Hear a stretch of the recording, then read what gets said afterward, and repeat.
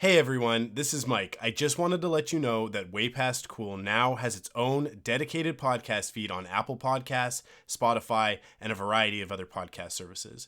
Just search Way Past Cool and we should be there.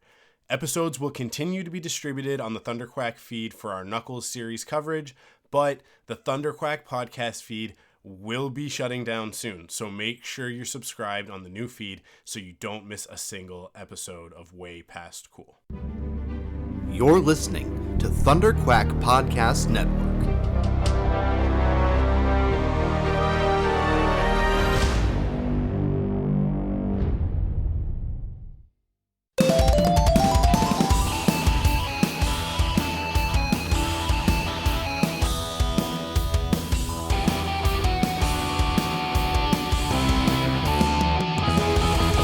Hello and welcome back to Way Past Cool. I am your host, Michael Cohen, and joining me, as always, my co-host, Hope Mullinax. We're talking about Sonic the Hedgehog 2 today. Are you excited?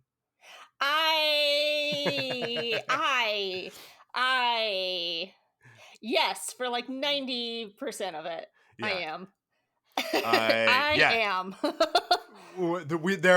I know, we talked about it on the last episode. There are definitely some things in this one that are problematic.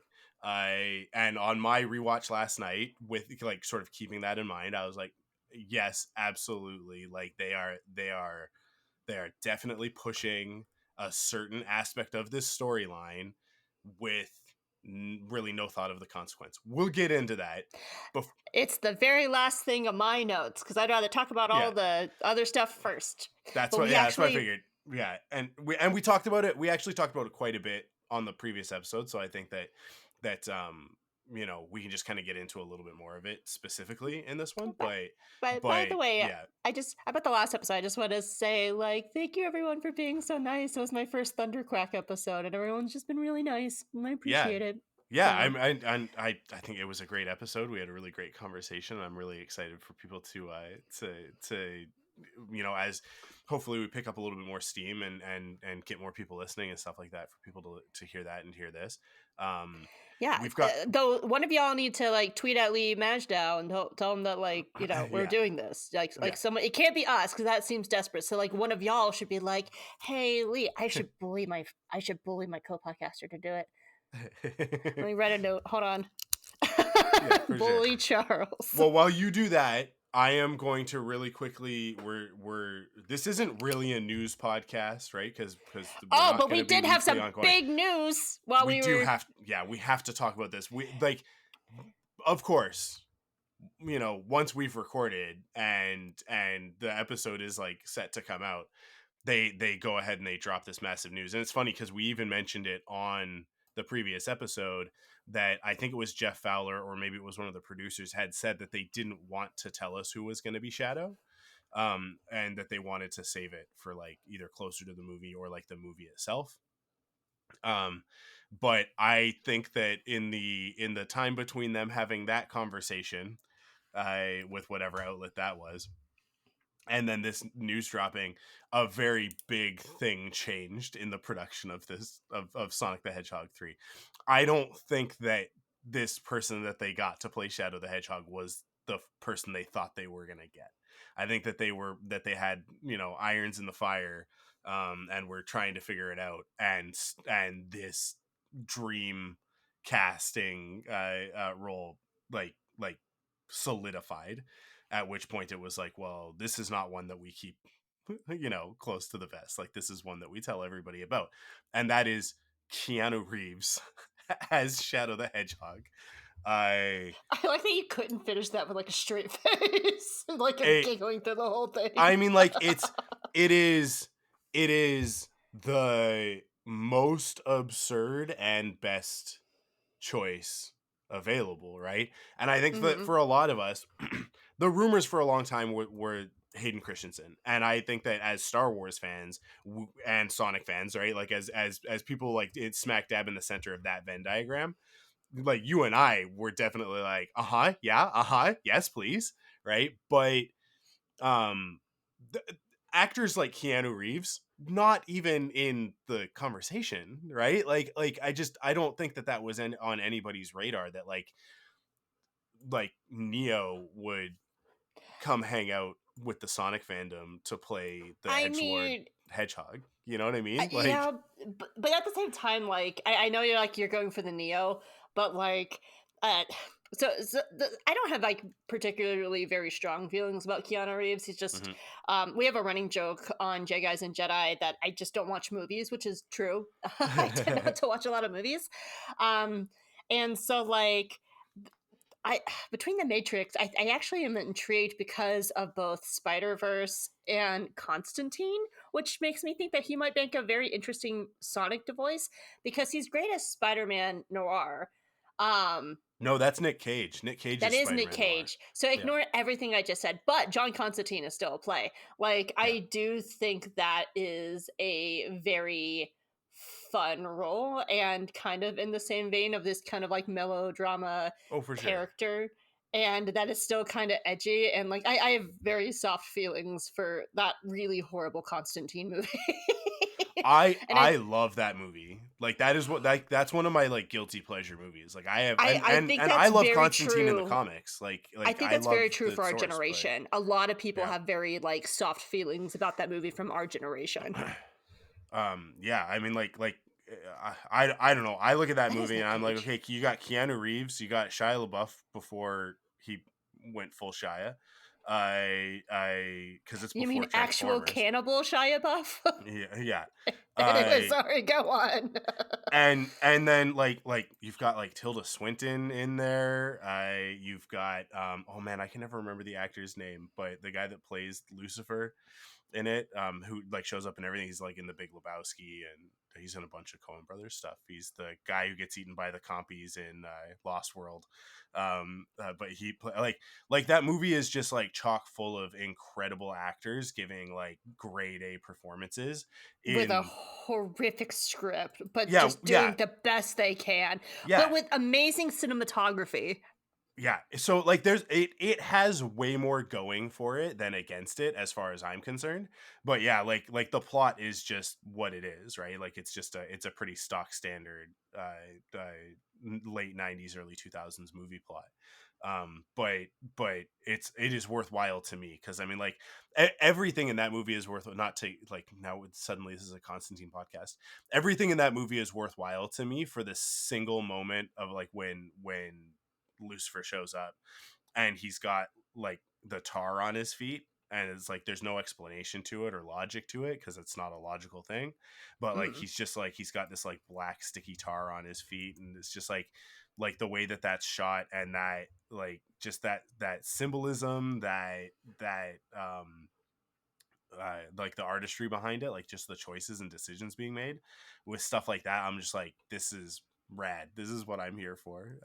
It would be cool if the dialogue was just a little tiny bit better. Those actors elevate it because they are who they are, but like if it was just a little bit better, a little bit snappier, and the plot wasn't quite so I don't know, like almost, but I just want to add that Tilda Swinton in the nice suits and then later in the white just stepping on Constantine. Like, yes, this was very much part of my personal gay awakening.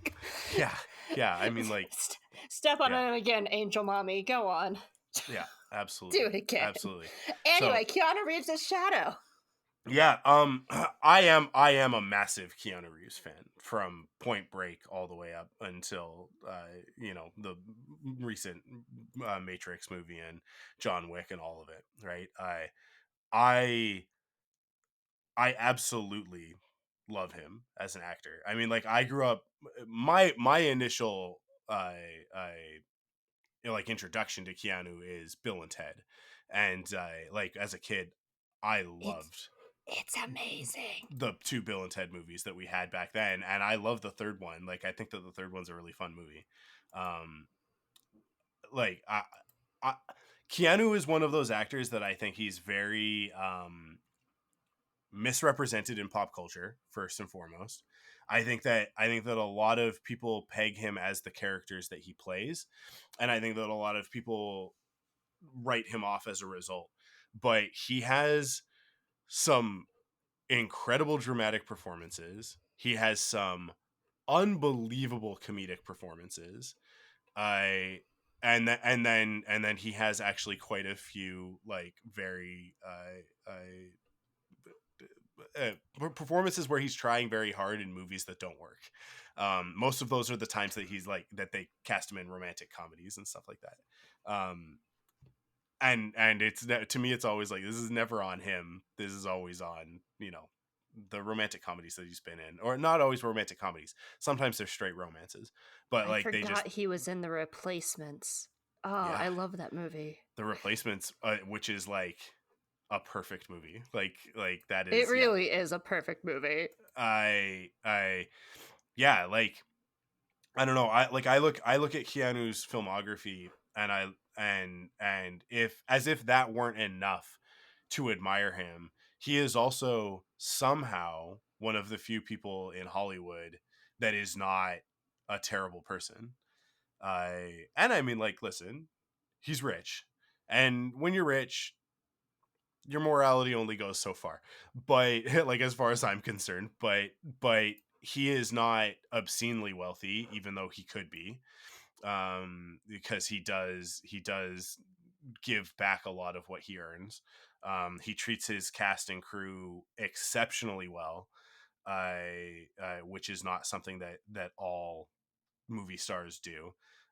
He's a very humble, very down to earth, very like inquisitive, curious person, and so like I admire him also as a human being. I and yeah, I that there are some actors that go out and do press and whatever, and they're asked questions, and then they have like very like thoughtful, like these very seemingly, heartfelt responses and stuff like that, are very intelligent responses. But sometimes you're looking at it, you're like, that's a bit of a put on.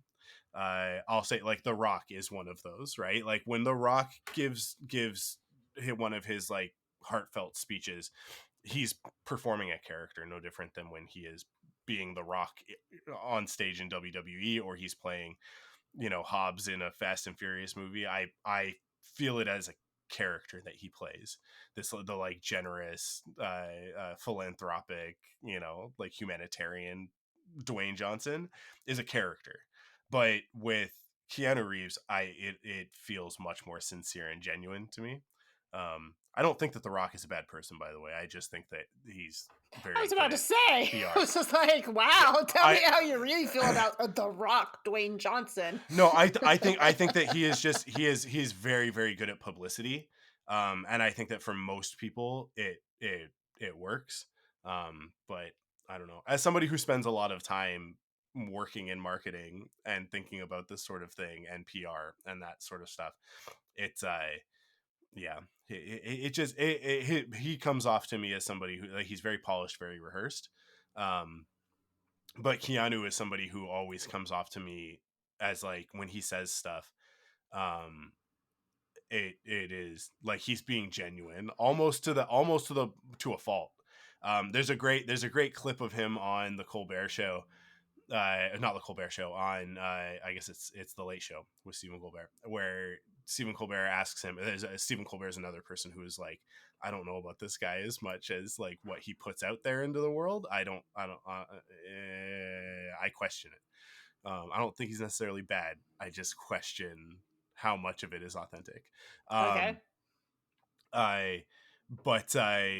He asked Keanu, like, what happens? What do you think happens when we die? And Keanu's response is, the people who love us will miss us. Right? Which is like, because if you ask a bunch of people that, they're going to get into like their belief structure, and like their religious ideology is going to come into it, and like that, like they'll go off on a whole bunch of things. But like Keanu just has this brilliant response of like it's a truth, right? Which is like, and he says so much by saying so little, because what he's really saying is like, I don't have answers to that question. Like, you've asked me a question with no answers. The only thing that he can say with a certainty is that the people that love us will miss us, right? Like, and that's like it's just such a poignant thing. So he says stuff like that, and I'm like, that's a real like Zen, enlightened perspective, and I believe it when he does it. So either he's a very good actor, and he is playing a role when he does that, but I'm bought in hook, line, and sinker, or he is a genuine person when he says stuff like that. Watch it be like he's the actor and The Rock is the actual genuine person, and you're Yeah. wrong. So I like. So what you're saying is you're very excited about Keanu Reeves being Shadow.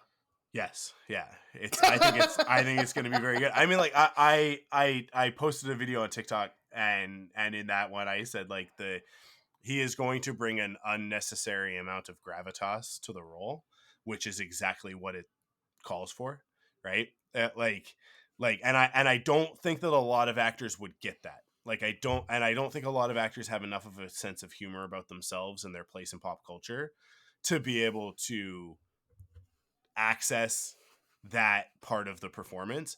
Keanu is one of those dudes. Keanu is absolutely one of those dudes that can that will key into the fact that like, oh, you've cast me in this role, like I've been typecast into this role because this character is actually very absurd, right? And it's gonna work really, really well because Idris, watching Sonic 2 last night, Idris also got that, right? Yeah, I want to slide in on that one because to kind of build on what you were saying, Duke Kaboom is what I was thinking, not Spider-Verse.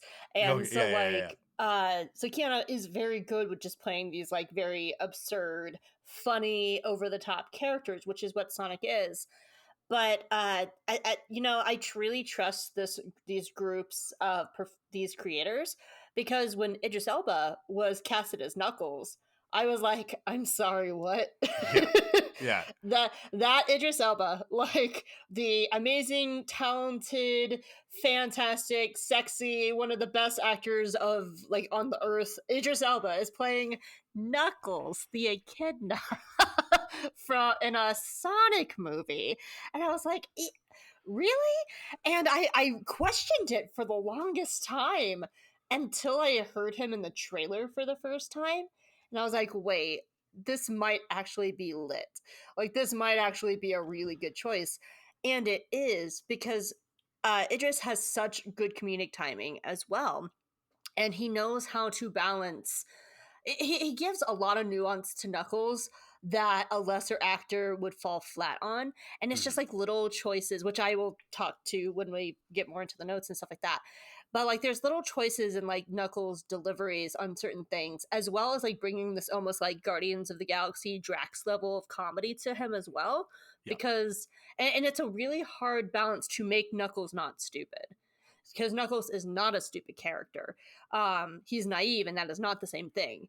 And it's fantastic. And so, like, as nervous as I was about Idris playing Knuckles, they've totally proved me wrong. Which, even though like I have really no strong feelings about Keanu Reeves in any way, shape, or form, I trust them. I think that he is going to bring this, because the other person in the running was Hayden Christensen.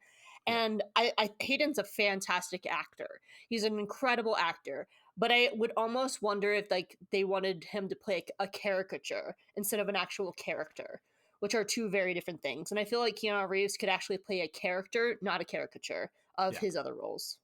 So that's my 2 cents about it. I trust them on this one.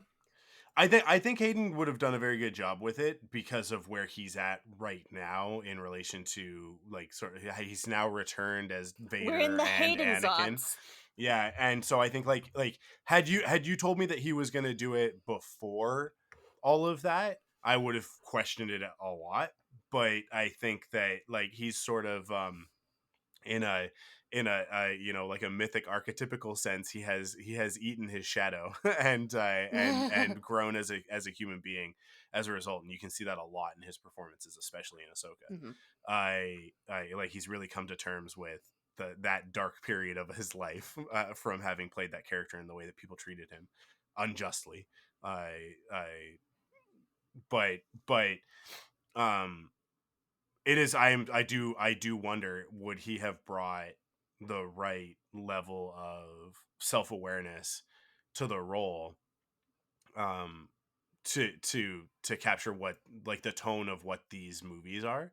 I And it is really interesting because the characters that we have so far, the three animal characters that we have so far of Sonic, Tails, and Knuckles, they run like the full gamut, right? Of like, Knuckles is a very self-aware performance by Idris Elba. Tails is like straightforward as hell. Like, that performance is like a very sincere, genuine, straightforward performance. And then Ben Schwartz is also self-aware, but in more of a meta way, like in more of like a the cartoony, meta shtick sort of thing, which is something that Ben Schwartz excels at, because he does it with Dewey as well on DuckTales. Yes, my boy, my show, that show. Oh God, I love. Don't threaten me with a good time with the DuckTales podcast. Don't even, because I can go off about DuckTales, the reboot. It's fantastic. Michael, we need to steer away, because oh no, I'm gonna fall into that chasm. I already did a DuckTales podcast. But not with me. Not with you, no. I have so many thoughts about that show. I miss it all the time. Yeah, very much. That is how you do a reboot. Hold on, I just want to say, that is how you do a reboot. Like, that is, like, we were talking last week about how to do nostalgia while also making something new. That is, like, people should study the 2017 DuckTales, because that is how you do nostalgia. That is how you do a reboot. That is a perfect example of what to do. And like, everyone, that show should be studied in schools. Yeah, like, it is so well done. Anyway, Sonic. Hey, you want to talk about Sonic 2? Getting into that? Yeah, absolutely. So, what were your overall thoughts, like, watching it this time? Like, let's get a general baseline, because, like, we were both kind of weird last time, and let me rephrase that. I was kind of weird last time because I had a lot of, like, leftover thoughts about this. So I would love to hear what you generally thought on the second time through. And then I definitely, I will say my thoughts did change a little bit. So, but I would love to hear what you thought of Sonic 2. Well, okay, so I don't even know how many times I've seen this movie. My girls love Sonic. They love, in particular, the movie version of Sonic. You're a good dad.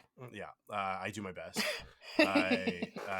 Here's the trick, by the way, for other geeky parents out there, and you're like, I can't get my kid to like get into this thing. Don't do that. Just be into it. That is the key. Don't make them be interested in it. Just be interested in it. Like, because I love Sonic, they gravitate towards it. They are curious. They want to know what you're up to. They want to do what you're doing. And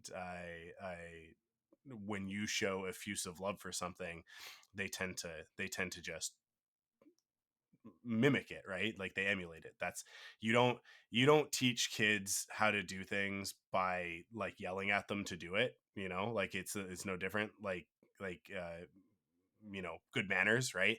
You don't do it by screaming at them to say yes, thank you, please, sorry, excuse me. You do it by modeling the behavior yourself, right? They learn so much more that way. So I'm a massive nerd. I love Sonic the Hedgehog. He is all over this house. They've known who the character is since the day they were born. They have a painting of him in their room that I did, a little Sonic painting that I did for Kara before she was born. So, like, they've just been surrounded by the character.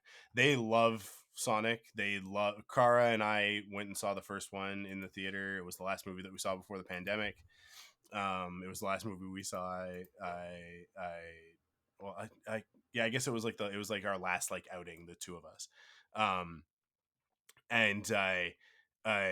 So it was pretty special because of that, and then it became a regular thing on the TV once it was on digital. We watched it so many times, so I have completely lost track of how many times I've seen the first movie. It's in the probably 20s at this point. And then the second one, we have watched the second one less because obviously it's been out for a shorter period of time, but when we go, I don't know, they just tend to gravitate towards the first one a little bit more, and I get that. I really really enjoy this movie. I like it a lot. It's not as tight of a movie as the first one is. The first one was a swing for the fences, like leave it all in the field. To keep it in the baseball metaphors, which I think is apt for the Sonic movies.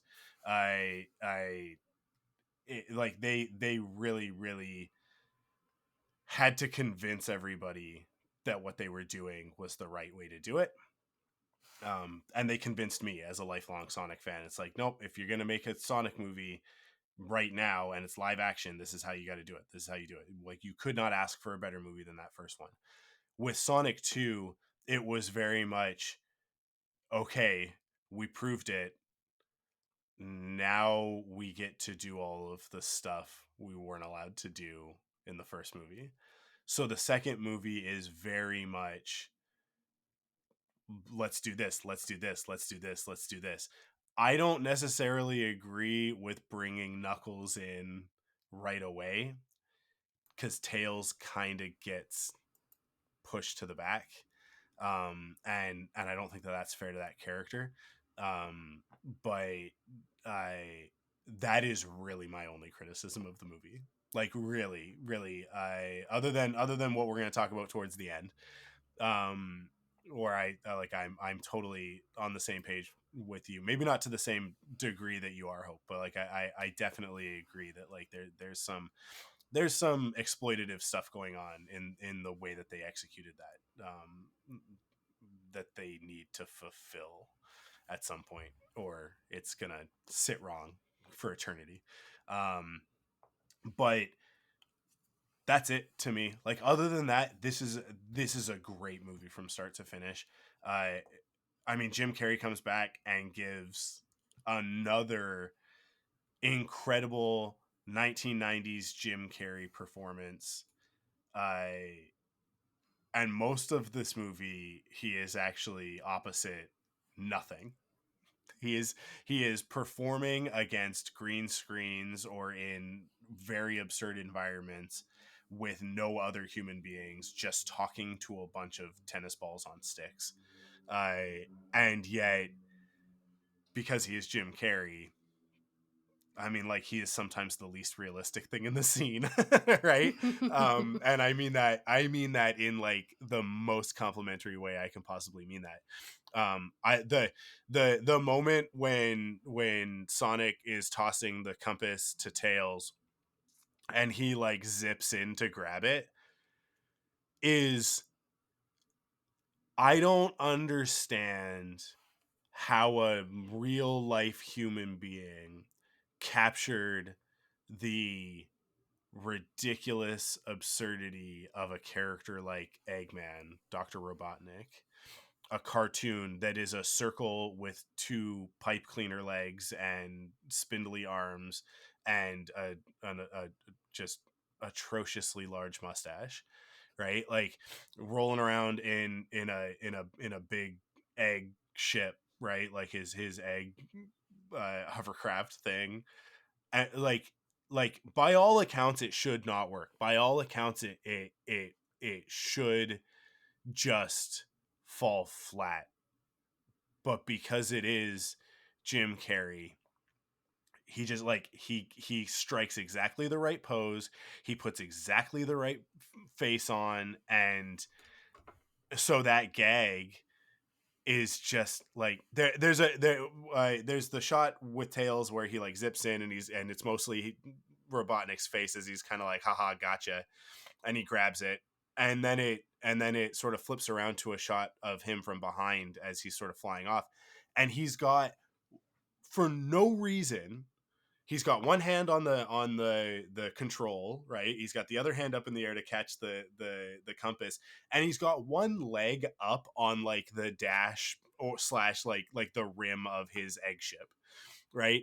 And it's just up there. It doesn't need to be. It is a very cartoony, absurd pose, but it is so perfectly Robotnik, because that's the sort of pose that you would draw Robotnik in.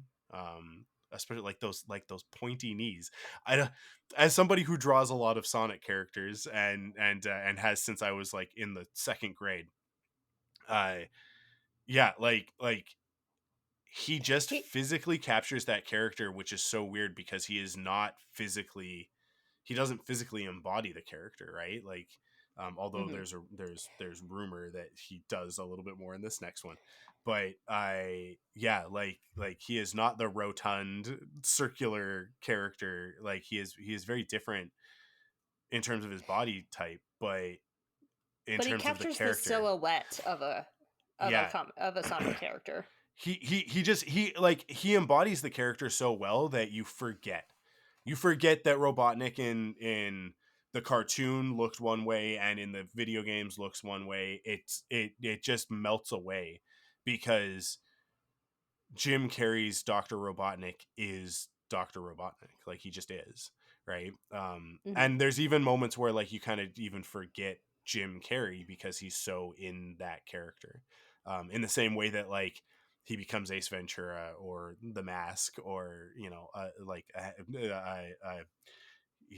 Lloyd in Dumb and Dumber, right? Where like there are some of these characters that he's played where he like fully falls inside that character. And this is one of them. And which is so, we're so lucky. We're so lucky. There's only one other person on the planet that I think could have pulled this off, and it's Jack Black. Like there's nobody else. Hold on. You can't hit me with like my like national treasure Jack Black and not let me like salivate on, because I actually earlier was thinking, I was like, I could see Jack Black doing like a certain kind of shadow, like. I mean, I think like, Jack Black can play anything. But like it would be a very I mean, absolutely, he should be playing more rom-coms after the holiday, but Halloween, you know, Hollywood sucks. But you were saying. This is a character that requires a very, very specific set of skills, and to me, like in my estimation, there are only two people who ever could have pulled this character off: Jim Carrey or Jack Black, and we've got Jim Carrey, and that is just like every time I sit down to watch one of these movies, every time I think about the upcoming one, like, and the fact that he's coming back for 3, which he initially wasn't going to, like, I'm thankful. I'm just grateful, like that as a Sonic fan, this is the world that I get to live in, where Jim Carrey plays Robotnik in these films, because he is, without a doubt, my favorite part of this movie. There's so much about this movie to love, but his performance as Robotnik, going like full Robotnik this time, because like now he's in the first one, it was like shades of Robotnik. He was building towards it at the end, but in this one, because of his like isolation on the mushroom planet and the, you know, multiple concussions and electrocutions and just, you know, a lot of brain damage that he suffers from that first movie, his own fault, obviously, for fighting Sonic, but all of that stuff lends to the fact that he is just absolutely gone in this film. Like the Robotnik that comes back to Earth is not the Robotnik that left. And I'll put it this way. He transforms from Robotnik in the first film to Eggman in the second film. And he is now fully a cartoon character, even more than the literal cartoon characters that he is playing opposite. Right? Like Tails is a more grounded, realistic performance from Colleen O'Shaughnessy than Robotnik. Jim Carrey as Robotnik. Like he is just so absurd. When they get to, they're in Hawaii or whatever, and then the what a coincidence, that's where the wedding is. Who cares? Don't worry about it. It only takes them 15 minutes to fly from Hawaii back to Montana. It doesn't matter. Don't think about it. There's a blue hedgehog in this movie, you guys. Don't worry about it. They're there. They're on the beach. And why are you telling me? I know. I'm telling the audience. Don't worry about it.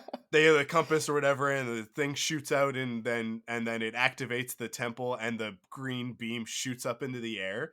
Knuckles has very little reaction to it. There is a reaction there, but very little. Like he's like, yes, finally, we're about to fulfill my destiny.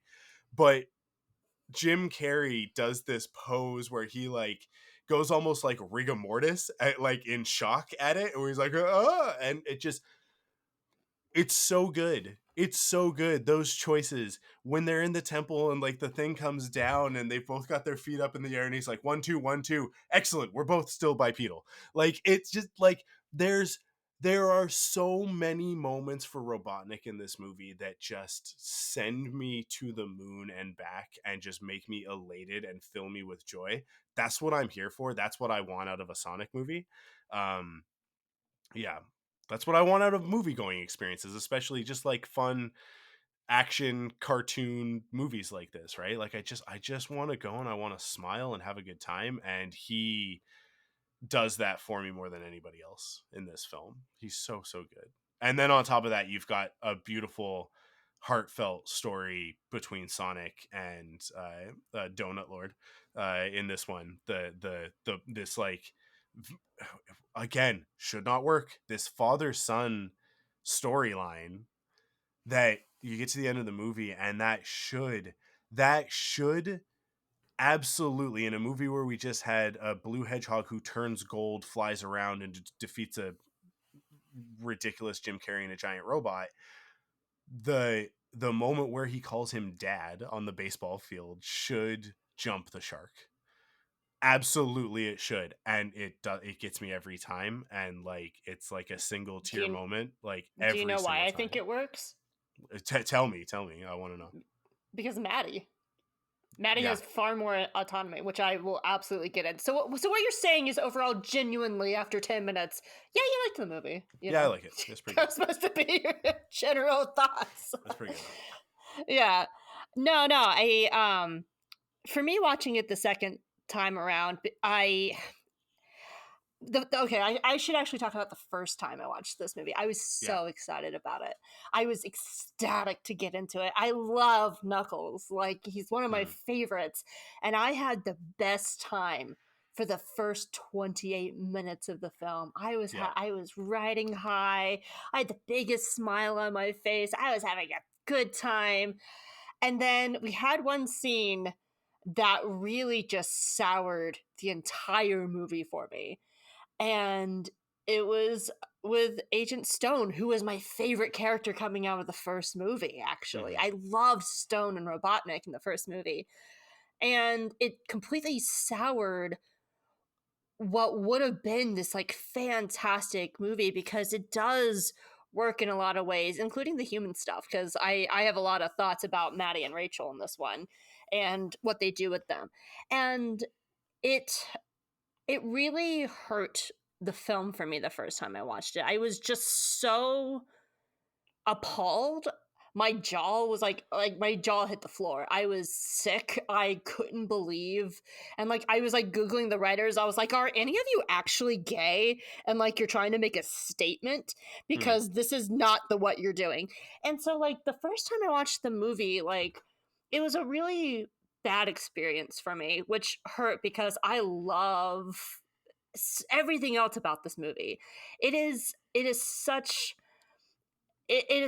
a great film, and it's an almost perfect sequel.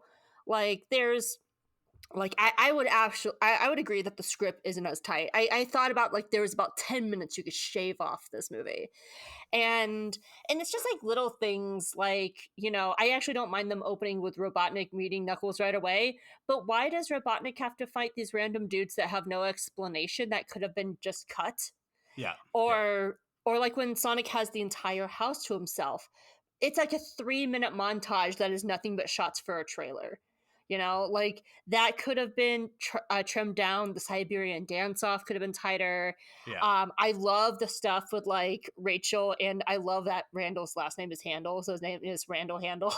Like that's such a great Sonic name.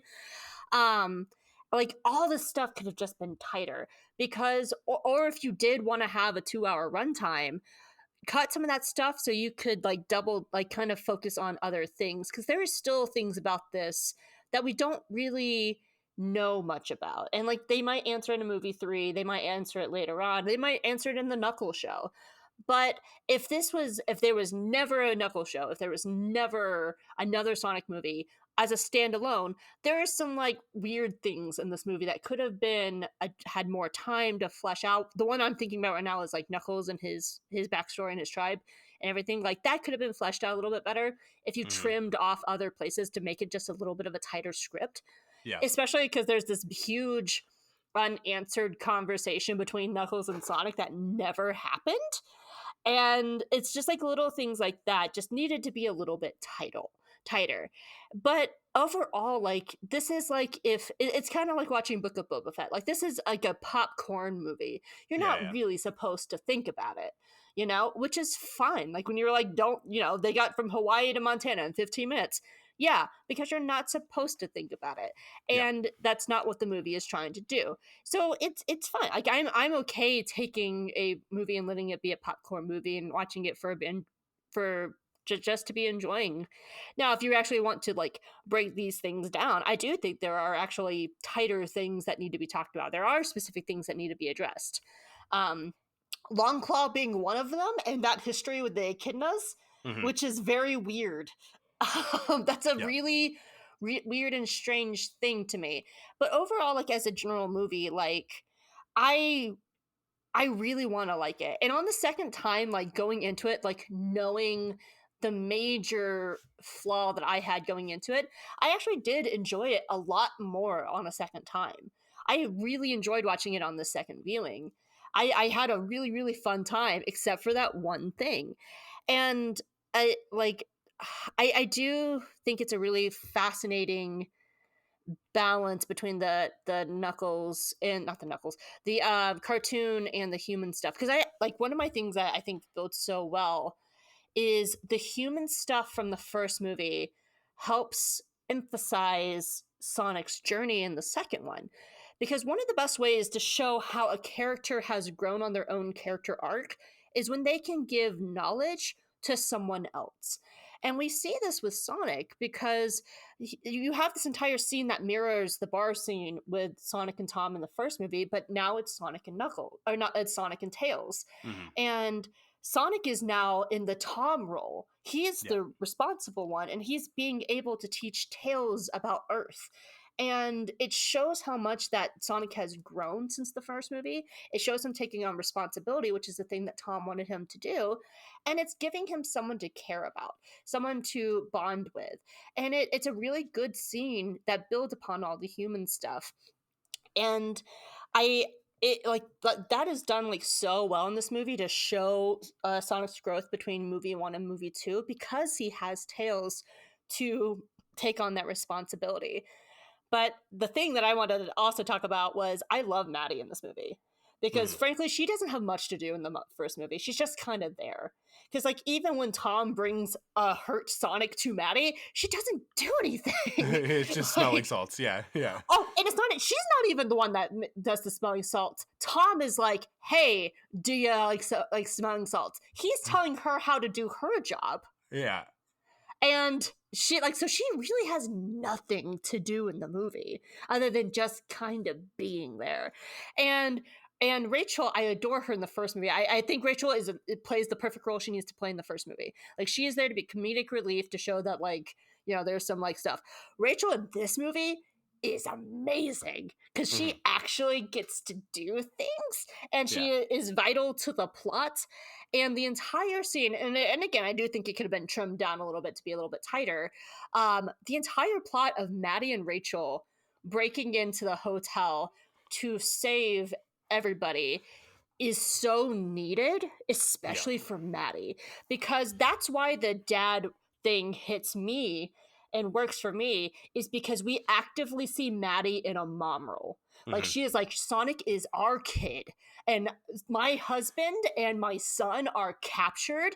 I don't know what this little disc thing does, but I'm going to use it to find my family. And she actively steps into the mom role. She's the one that grabs Tom and's like, get in the truck, we're going after our son. The reason that, like, Tom works so much, because that was his movie. The first one was him, like, learning how to be friends and blah, blah. This was Maddie's movie to step up and being the mom and to be that person. And she has so much more autonomy and purpose. And she is the one that pulls together the first two movies, where Tom got to play the dad role in the first movie. She's playing the mom role in this one. And so when they're like sitting by the truck about to get stepped on by Robotnik, and they have that moment where they're all like huddled together as a family, it works because she got to put in the work in this family. She wasn't left on the sidelines again. And like, that works so well. And I adore Rachel being able to go on her tear against Randall. Yes, it's too long and needs to be trimmed, but I actually really like that. And I hope that they're really back for later for movie 3, because I loved that. And the priest being a secret agent is one of my jokes, my favorite jokes in the movie. He opens the book and then he closes it and he crosses himself, and it's just like, are you a real priest? Like, it's so good. Yes, it's so good. But like, overall, like, I really did like it a lot more the second time through. But what, and like, everybody got to like shine a little bit more. Wade is still the best character. I cannot wait for Wade and Knuckles to be in the Sonic show together, in the Knuckles show together. Like, I can't. I'm just over the moon. Just him coming in, just being like, put your hands up like it's a musical, jazz hands. It's such a genius choice to, like you said, like the first movie works so well, so the second movie reflects back so many of those moments, right, and like builds on it. And like you said, like now Sonic is in the role that Tom was in the first one with Tails, and he's passing on these lessons that he's learned from Tom. And we get to see that in, like, you know, when he's talking to Tails and then he turns and Tails is asleep, right, which mirrors the scene from the first movie. We've got all that stuff. We've got so much more of Maddie falling into this role with this family unit that they're creating. The thing that I love so much about that, just to build on what you were saying about her role in this film, the thing that I love so much about it is that from the beginning of the film, the first scenes that we see her in, she never pushes any of it. She never says anything. Like, you get the sense that Tom is like trying to figure this out, right? He's like trying to figure out, like, how do I be a dad to this kid who clearly needs parents. And there's a subtext there of like, that never gets said, but is absolutely there. And as a parent, especially as a dad, like, I read this, and maybe I'm reading into it, but it is what I get out of the film, is that like he's got a little bit of an inadequacy thing going on there, where he's trying to figure it out as much as Sonic is trying to figure himself out. But Maddie is the rock that they both are anchored by, right? She's already there.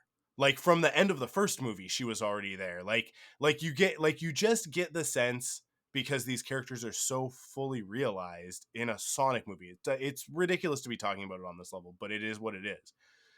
You get the sense that conversations happen off screen.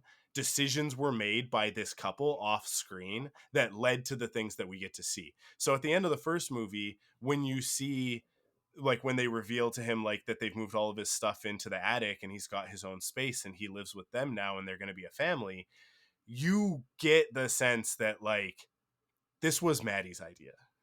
It was not Tom's idea. Tom didn't figure this one out, right? And that continues in this movie, where it's like they are having conversations late at night after Sonic is supposed to be in bed and he's off, you know, saving the world in his own mind. They're having conversations where Tom is like, I don't know how to do this. And Maddie is like reassuring him and saying to him, like, you do know how to do it. You just need to stop thinking about it and just do it. Right. Like you can write the scenes that we don't get to see. And when I do in my head, Maddie is the one who's like who's steering the ship in all of this. Of like, I think, you know, like we're going to this wedding, and I know that you're worried about it, but I think that this will be a good opportunity for Sonic to show us that he is growing up, right? Like you just, there are conversations and moments and scenes that happened off screen, and you don't get that unless your characters have that written into them. And the collaboration is there between the actor and the director and that sort of thing in order to bring that stuff to life. And it is so it is so ridiculous. I don't have other words for it other than ridiculous and absurd that a Sonic movie, like a live action, you know, Squeakquel Sonic movie, is Did treating... you just compare this to the Squeakquels? But that's what I'm saying, right? Because if we create, like, if there's a genre that this fits into and you want to have a shorthand for that, the word Squeakquel is absolutely how you get there.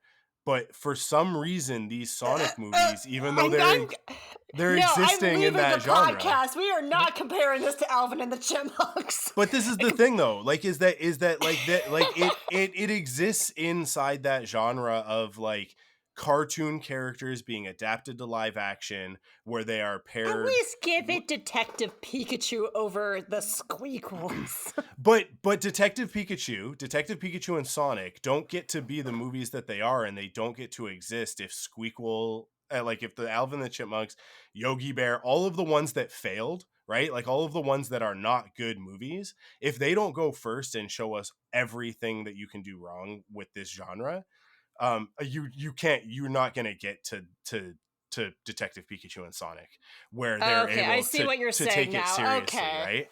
I thought you were putting them on the same level. Okay, that makes sense. That makes sense to me. Okay. That's exactly my point, is that like there is a genre that these films all fall into. There are commonalities and tropes that are in these movies, right?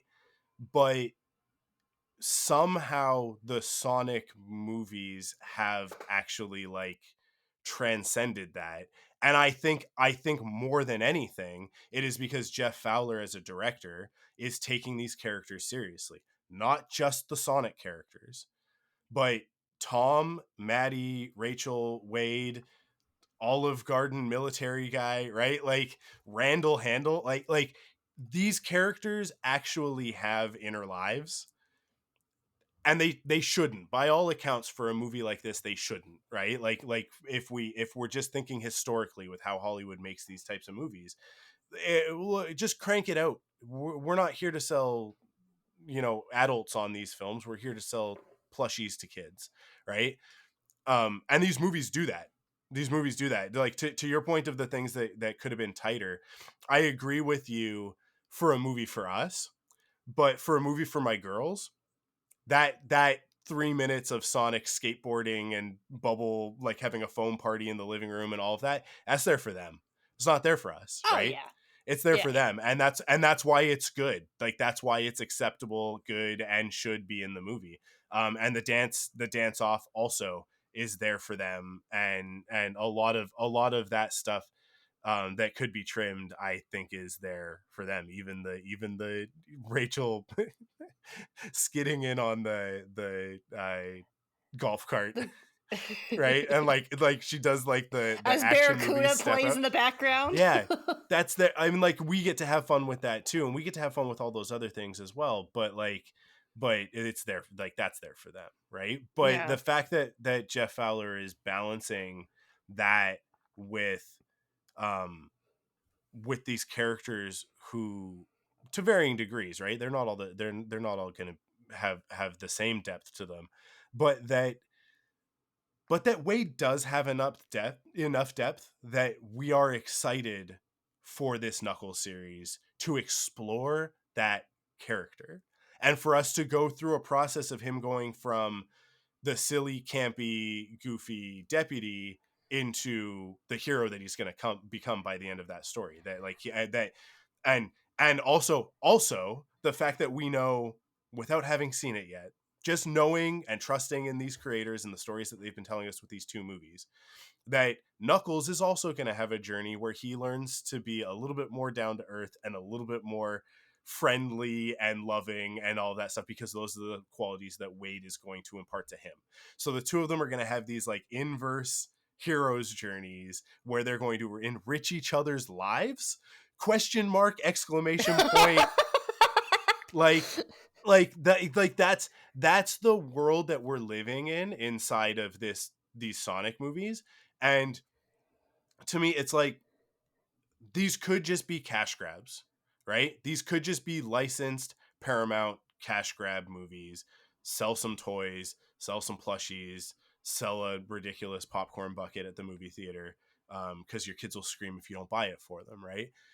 But instead, we have ended up with two movies, and by all accounts from the reviews that are out for Knuckles so far, we have these three stories so far that are actually like doing what 90s movies used to do for our generation, which is like, it's fun, we're having a good time, we're laughing, we're smiling, but we're actually also learning a lot about what it means to be a good person, what it means to be responsible, what it means to grow up, right? Like all of that stuff is happening in these movies for kids, for the kid audience. Somehow Jeff Fowler is balancing all of that. He's balancing all of that while giving us a very like genuine, I like I don't know, like appropriate, proper Sonic franchise. It's just there is something magic happening with these movies that is very, very difficult to nail down. And I think if the certain circumstances hadn't come together in order to create this specific version of Sonic, I don't know what would have happened, right? Like there are other pathways to getting a great Sonic movie franchise, like we talked about last week about, you know, about it being fully animated, more like the Mario movie is, right? But I don't think that path, I don't think that version of the franchise would be as meaningful to me personally as this one is, where like that father-son storyline that is weaved throughout the first and then second movie, right? Like, in this second movie retroactively sort of weaves it into that first one. You don't really see it in the first one until you see it in the second one, right? Which is what sequels should do. That is what, if you're going to tell more stories in a universe, and this is when Star Wars is great and when it falls flat for me, right? When it's great is when it is making other Star Wars better, right? When it falls flat is when it's undermining other Star Wars or making Star Wars as a concept worse, right? And this movie, for the Sonic franchise that they've created, takes what the first one did and it builds on it, and it builds it out, and it expands the world, and it adds all these new characters, but it does it in these ways that enrich the first movie so much. So yeah, but I also think it in some ways muddled a lot of it, because I like one thing I really wanted, especially in this movie about Sonic growing up and like taking responsibility and kind of realizing that like growing up is not always ideal, is this idea around Long Claw. Like, 'cause that is the conversation I wanted Sonic and Knuckles to have at some point, because they have two very different points of view about Longclaw. Because she was the kind, generous mother who raised Sonic, and she was lovely and this wonderful person, and like gave him this like big hero's journey and blah blah blah. To Knuckles, these owls came in, stole what was theirs, and killed his entire family. And like those are two very different points of views about Longclaw. I think there's more to the story, right? And I do, right? I do, but here's the thing: like, this is where I was saying, like, if we never got a Knuckles show, if we never got a Sonic 3, if we never got anything else ever again, that was something that I feel like should at least been touched upon. And they kind of did that on the beach scene when Sonic is like throwing like sand snowballs at Knuckles, and he's just like, we both lost a lot that day. But also like these owls apparently are somewhat colonizers for the native echidnas, and came in and stole their shit and made it theirs, and like took it back to the British Museum for them to like, hey, we want our artwork back. Like, I'm like, this is a really kind of strange story arc where I feel I wish that, especially for someone like Knuckles, because I love this character so much, and he is just as much of a victim in all of this. Like, he really is a victim in all of this. For like every step of the way, he was a victim of Longclaw's doing. He's a victim of losing his family. He's a victim of Robotnik's. And like, meanwhile, Sonic's just like, it's fine, everything's great. And I'm like, yeah, but also like, see, okay, so I have to jump in here because I think that you're taking what Knuckles says at face value, when I think we have a Last Jedi Rashomon situation here, where like we are very much getting the perspective of a child and what he remembers. He knows what the stories that he was told about about the owls who are their enemies, right?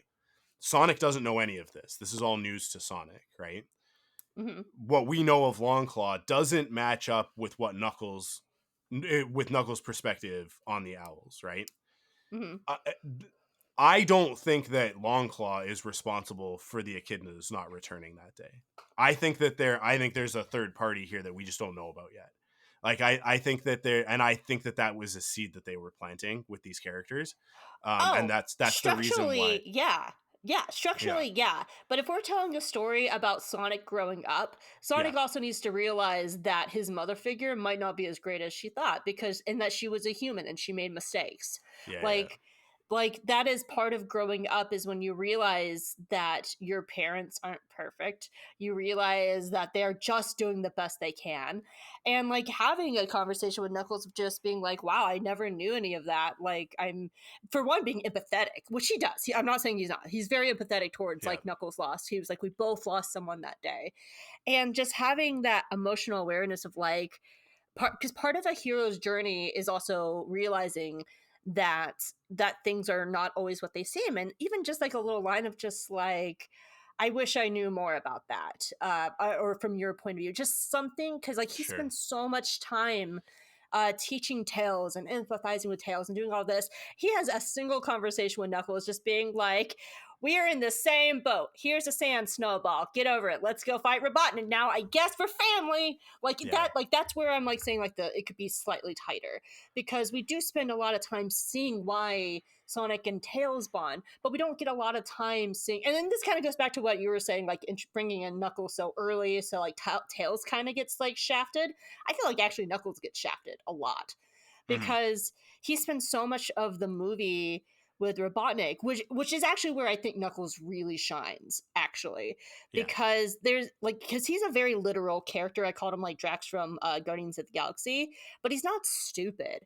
In fact, Knuckles is very emotionally aware. He's a very emotionally aware character, because he sees right away how Robotnik is mistreating Stone, and he gets that, and that is part of the reason why he joins Sonic, because he sees Sonic go back for Tails, but Robotnik doesn't go back for Stone, and like he understands that on an emotional level, and understands that is why Sonic is good and Robotnik is bad.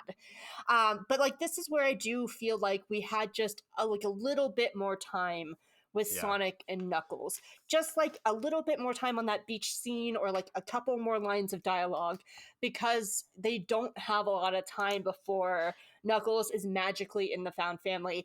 And yes, I know there's a Knuckles show coming. Yes, I know that Sonic 3 is coming. But when we're looking at just this movie in a vacuum, standing on its own 2 feet, that does fall apart for me a little bit. For sure.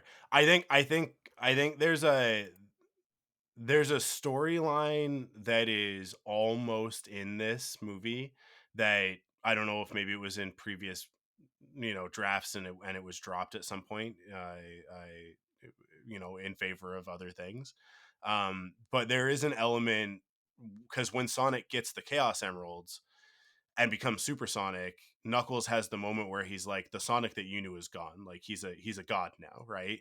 I think that they probably played with the idea of what you're talking about, with like that realization about Longclaw and all of that stuff, and like the owls, and like uncovering more of that backstory, and it maybe taking Sonic to a bit of a darker place, right? Where he is not sure, like, am I am I the bad guy? Like, is this was this power that I have, was it intended for like ill purposes, or like, and him having to come to terms with that, and then he gets the Chaos Emeralds and he has ultimate power, and we have to question for a second, like, what's he going to do with it, right? He's defeated Robotnik, sure, but is he going to relinquish it? And then we get a little bit more of a moment of relief when he decides to have a chili dog and then get rid of the Chaos Emeralds, right?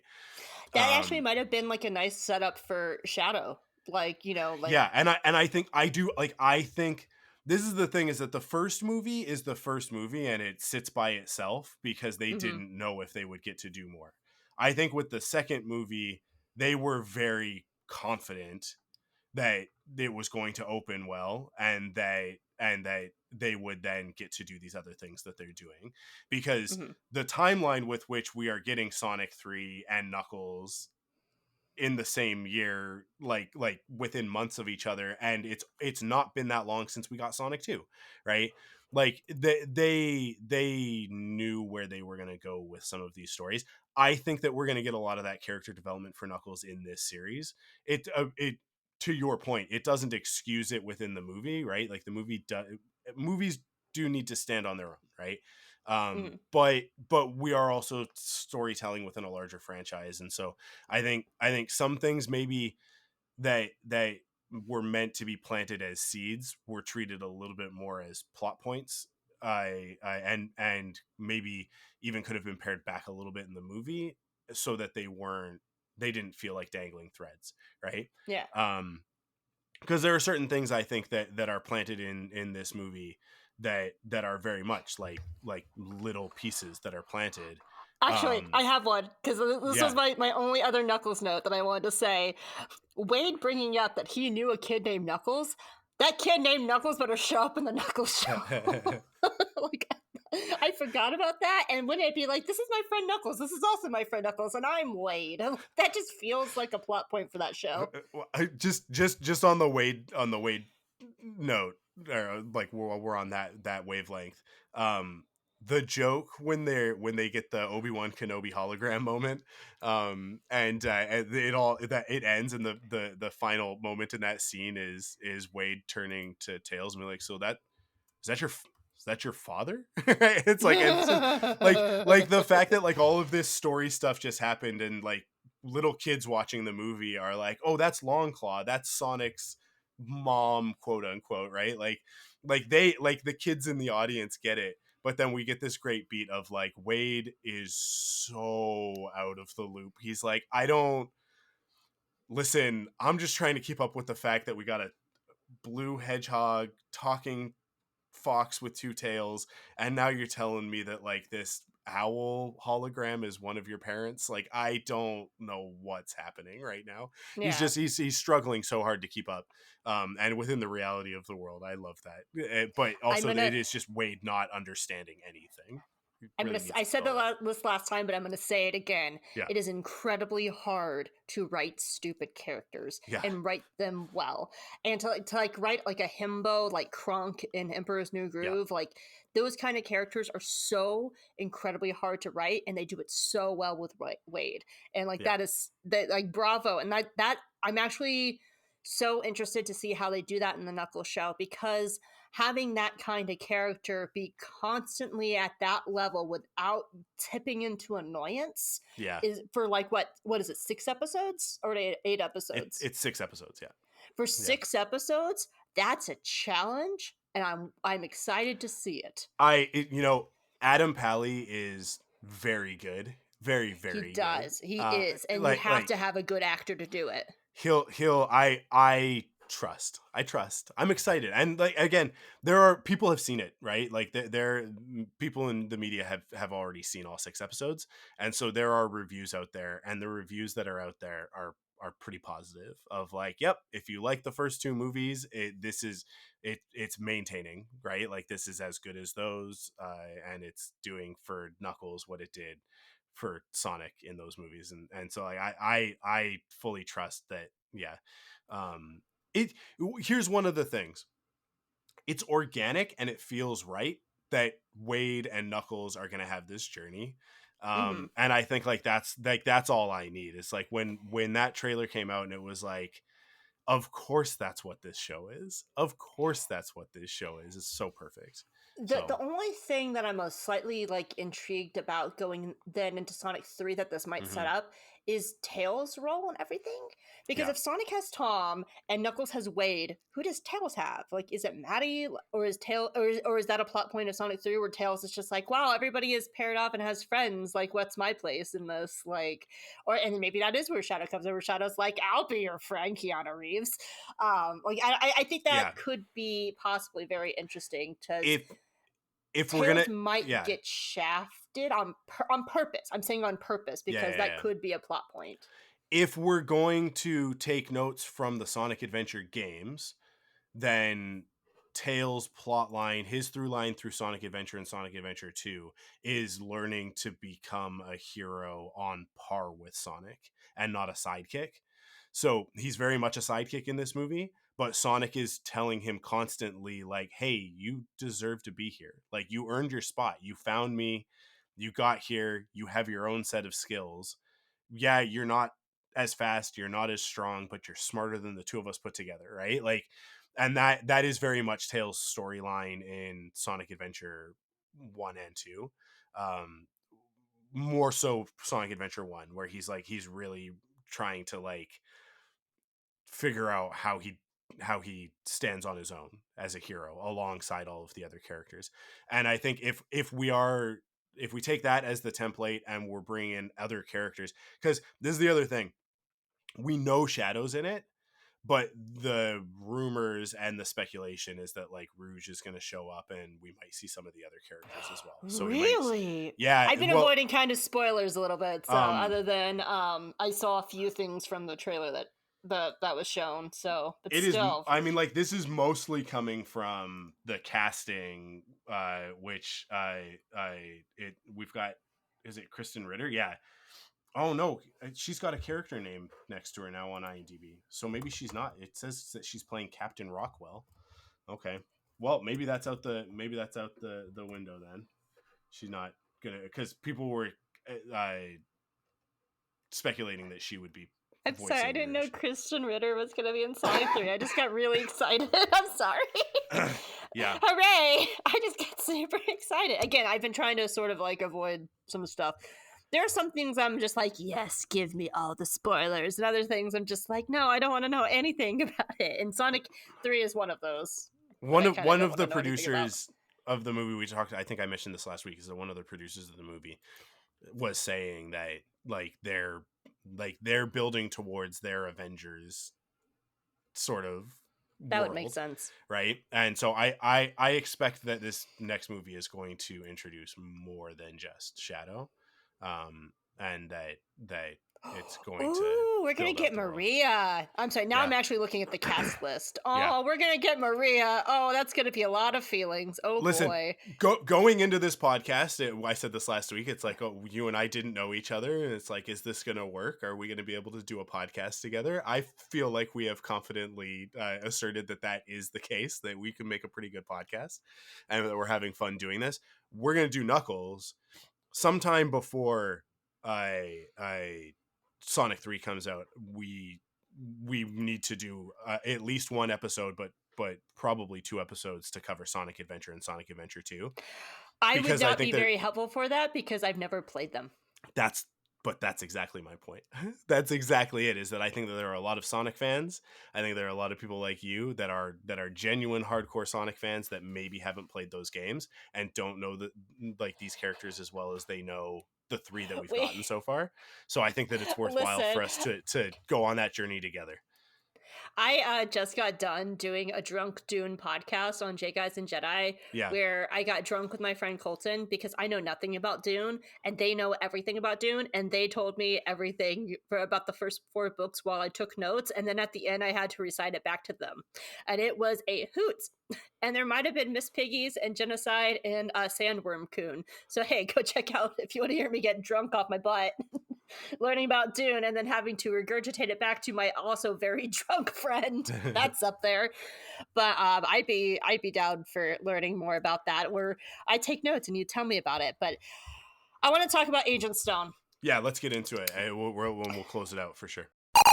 Hey everyone, Mike here to give a quick content warning for this next part. Hope and I have a very frank discussion around queer identity in relation to the treatment of Agent Stone's character in Sonic the Hedgehog 2 and the hurtful gay and queer tropes in the film.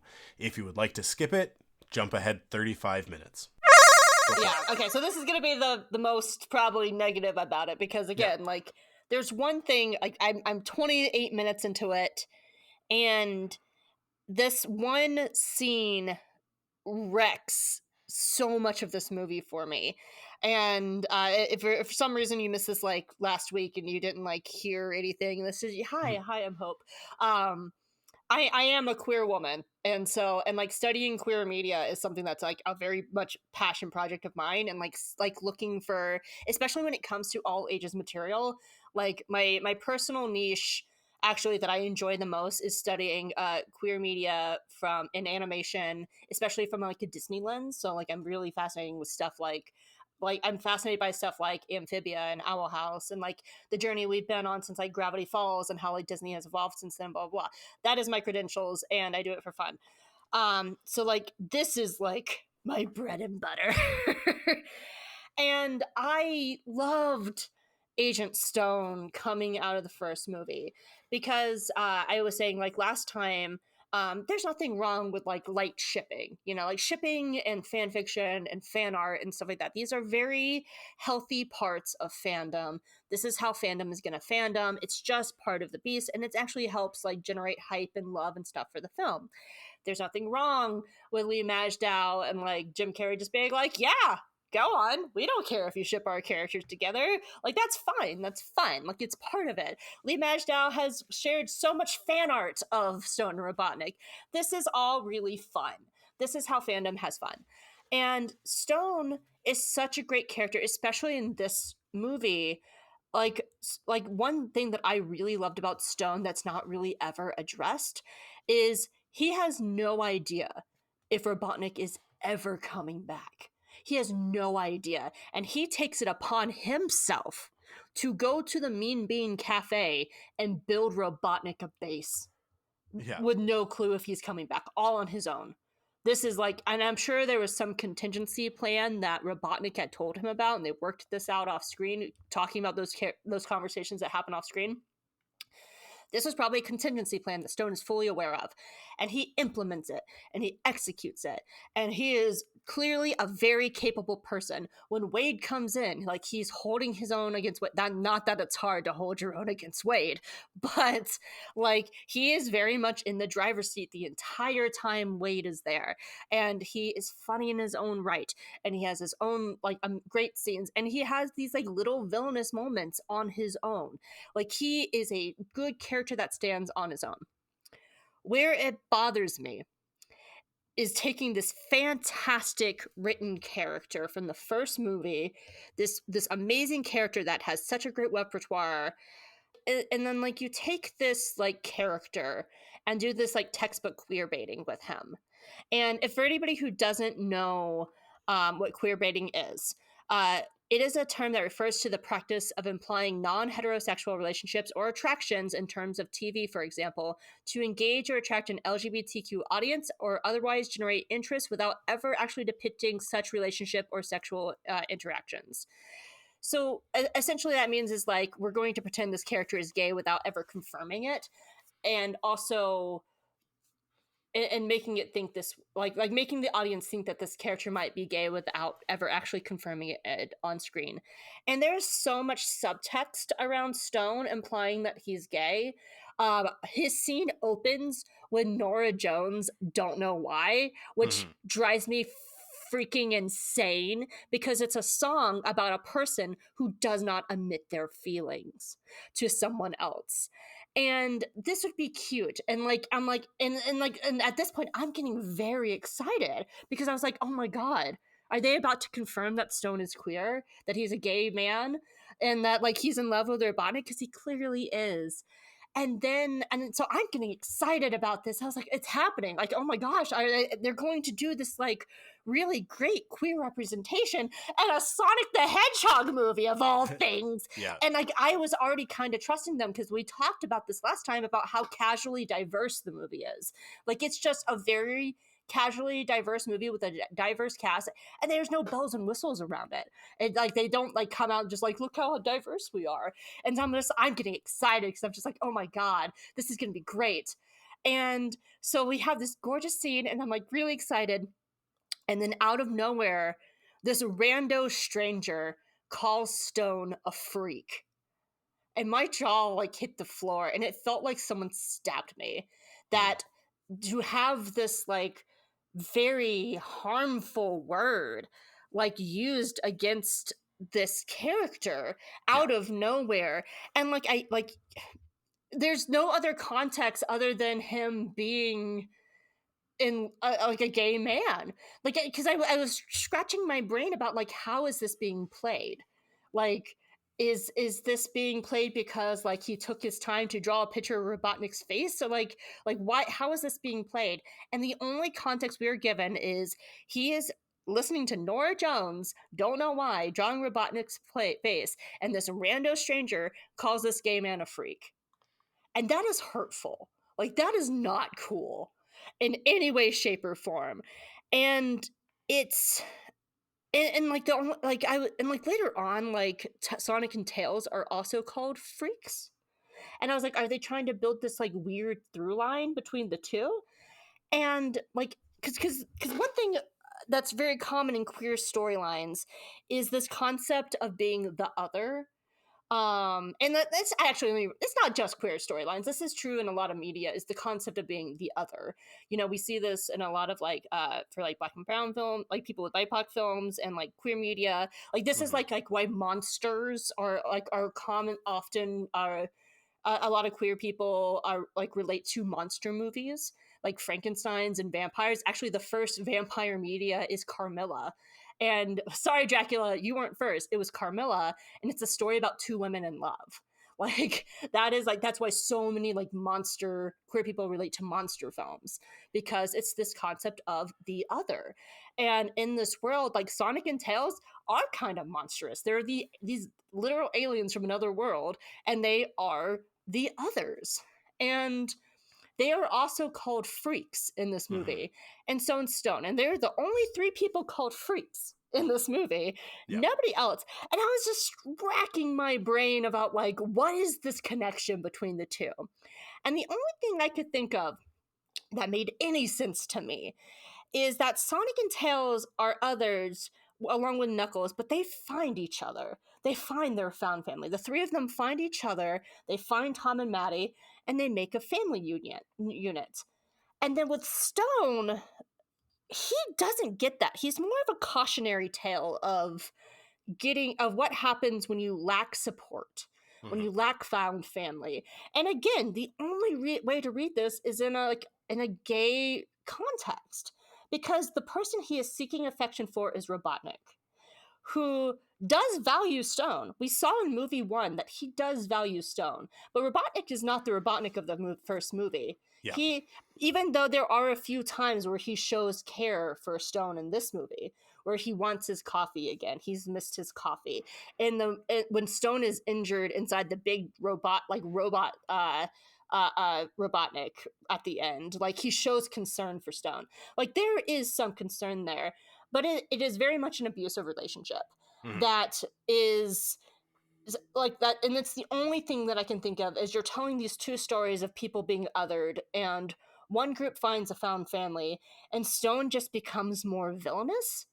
And at the end, like he's like sneaking into Gun, and like we know he's back for the third movie. And this wouldn't be a bad story if it didn't have romantic undertones, because then it's just showing what happens when you abuse a gay man and it turns him into a villain.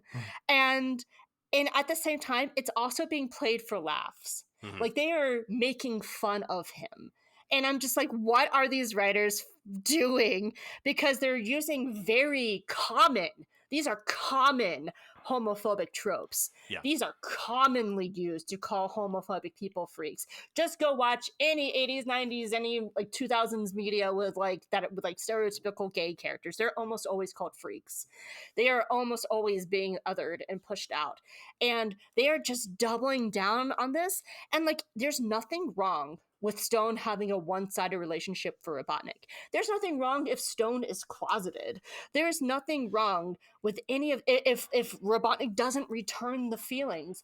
But for one, not confirming it on screen and letting it just be all subtext, that is textbook queer baiting, and that in itself is harmful.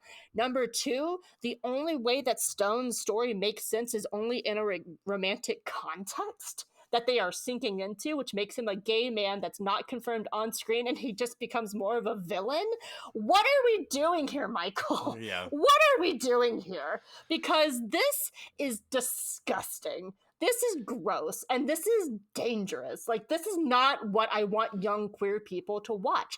If I was a young queer, I grew up in the age of Sailor Uranus and Sailor Neptune. That was my first queer couple I ever saw on screen. And you know what they did? The censors made them cousins because implying incest was so much more acceptable than showing two lesbians in love. Like, I grew up in that era, and I know for a fact what that did to me as a young gay kid, thinking that I was gross, that it was more acceptable if I liked my cousin than liking another girl, and the shame it made me feel, the shame and the pain it gave me. Same thing with Card Captors when they completely censored Yukito and Tori's relationship and like took out all. Like, I remember the first time I found out that Yukito and Tori were gay men and Card Captors when I read the manga, and the pain it gave me knowing that that these two same-sex couples could not be together. And it took me a long time to come out to my family, to my parents, because I was afraid that I was going to be shamed, because that is what I saw in my media, that it was this shameful thing. And now we have Sonic 2 with this clearly queer man, and the only route for him is to become a villain using these really harmful tropes. Like, it disgusts me. It's harmful. Yeah. And I would hate for a young gay kid to see this and think that that is their only route. This is some like 90s, like the only way we could do this.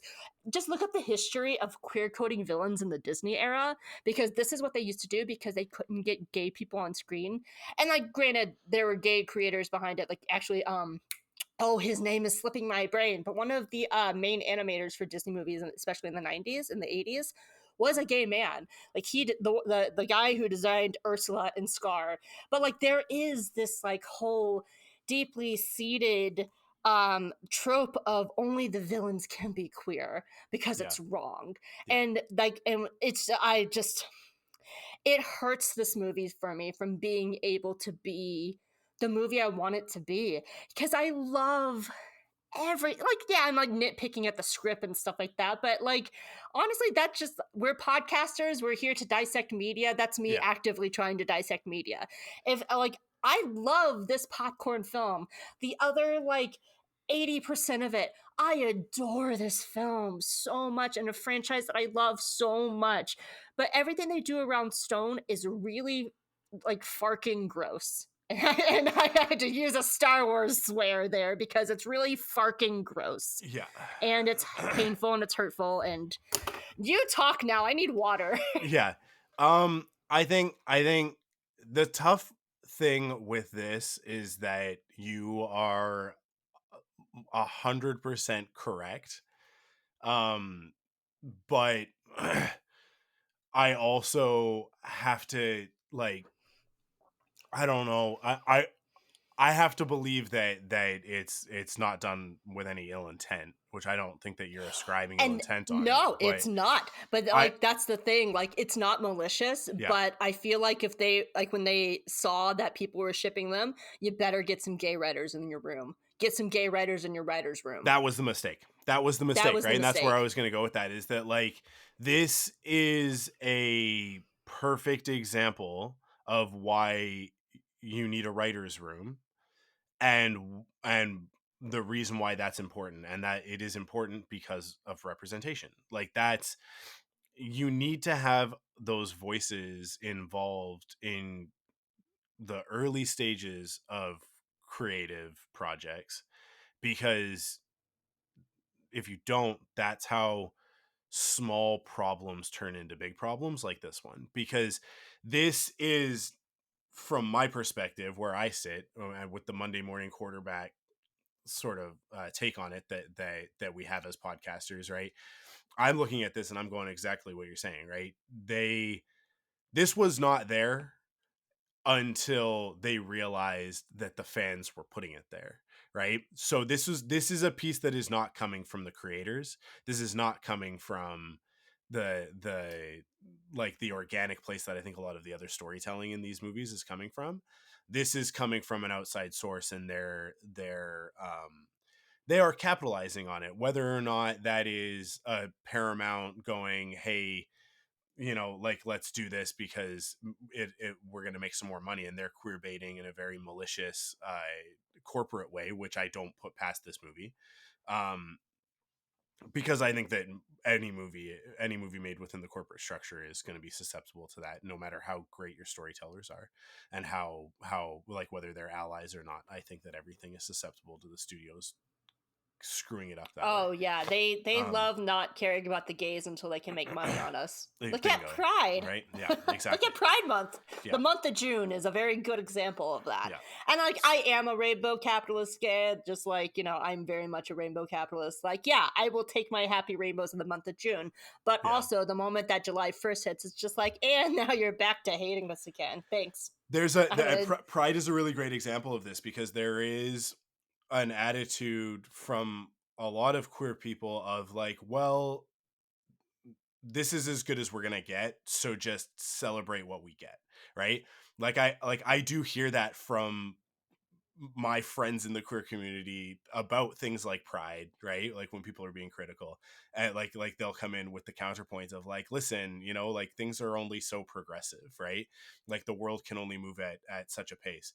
I do think that this is absolutely regressive for the time and place when this story is being told.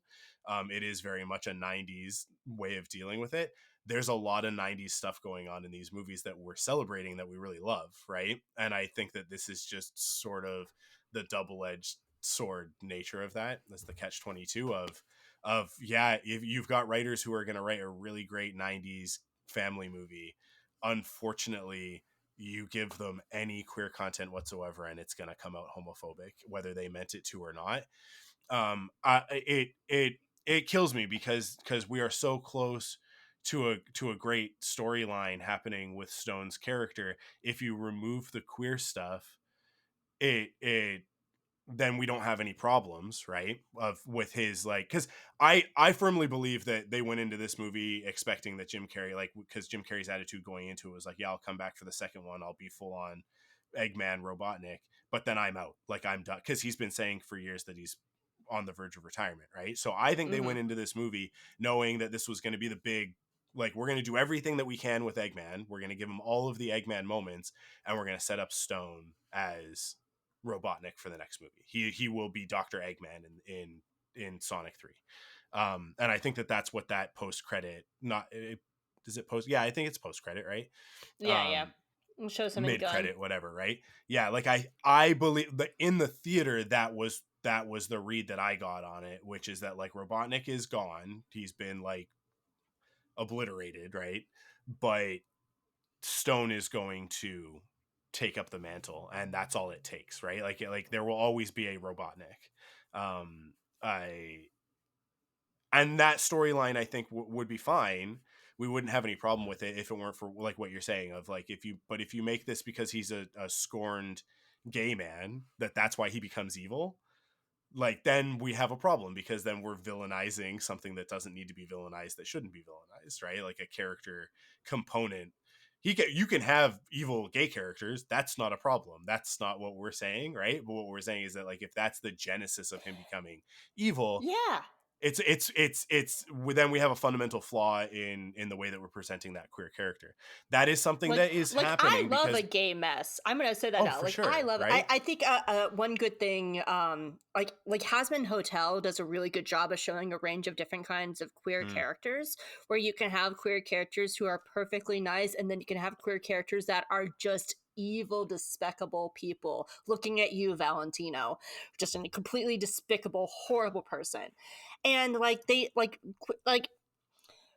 when it comes to representation, like there was a while there where like everybody kind of had to be sort of nice and stuff like that, because like we wanted to show like the best, like, but we're starting to move out of that range where it's like okay to have like more gray characters, and like true representation is where like a gay character and a heterosexual character have the exact same equal rights and like do the exact same roles and blah blah blah. Like, so they can be a hero, they can be a villain, they can be anything in between, they can be a mother, a father, a partner, blah blah blah.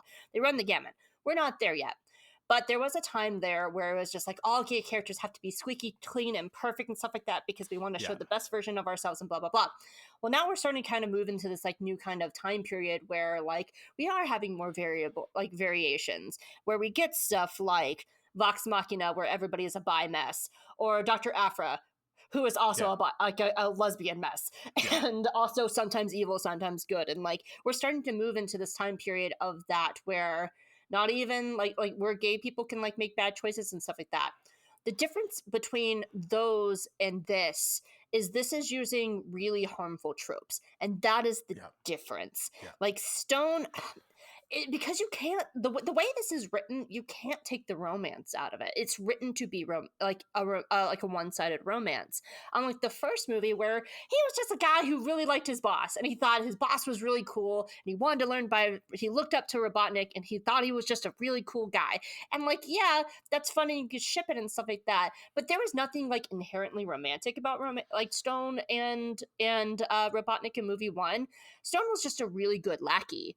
He was almost like a Snively character from the comics. And like, you know, Snively often kind of backstabbed Robotnik too, which would have been cool and great to see, like him trying to like backstab and undermine Robotnik too, like Snively did in the comics. But like, there's nothing romantic in the first movie other than he just looks up to his boss and he thinks he's really cool and he admires them.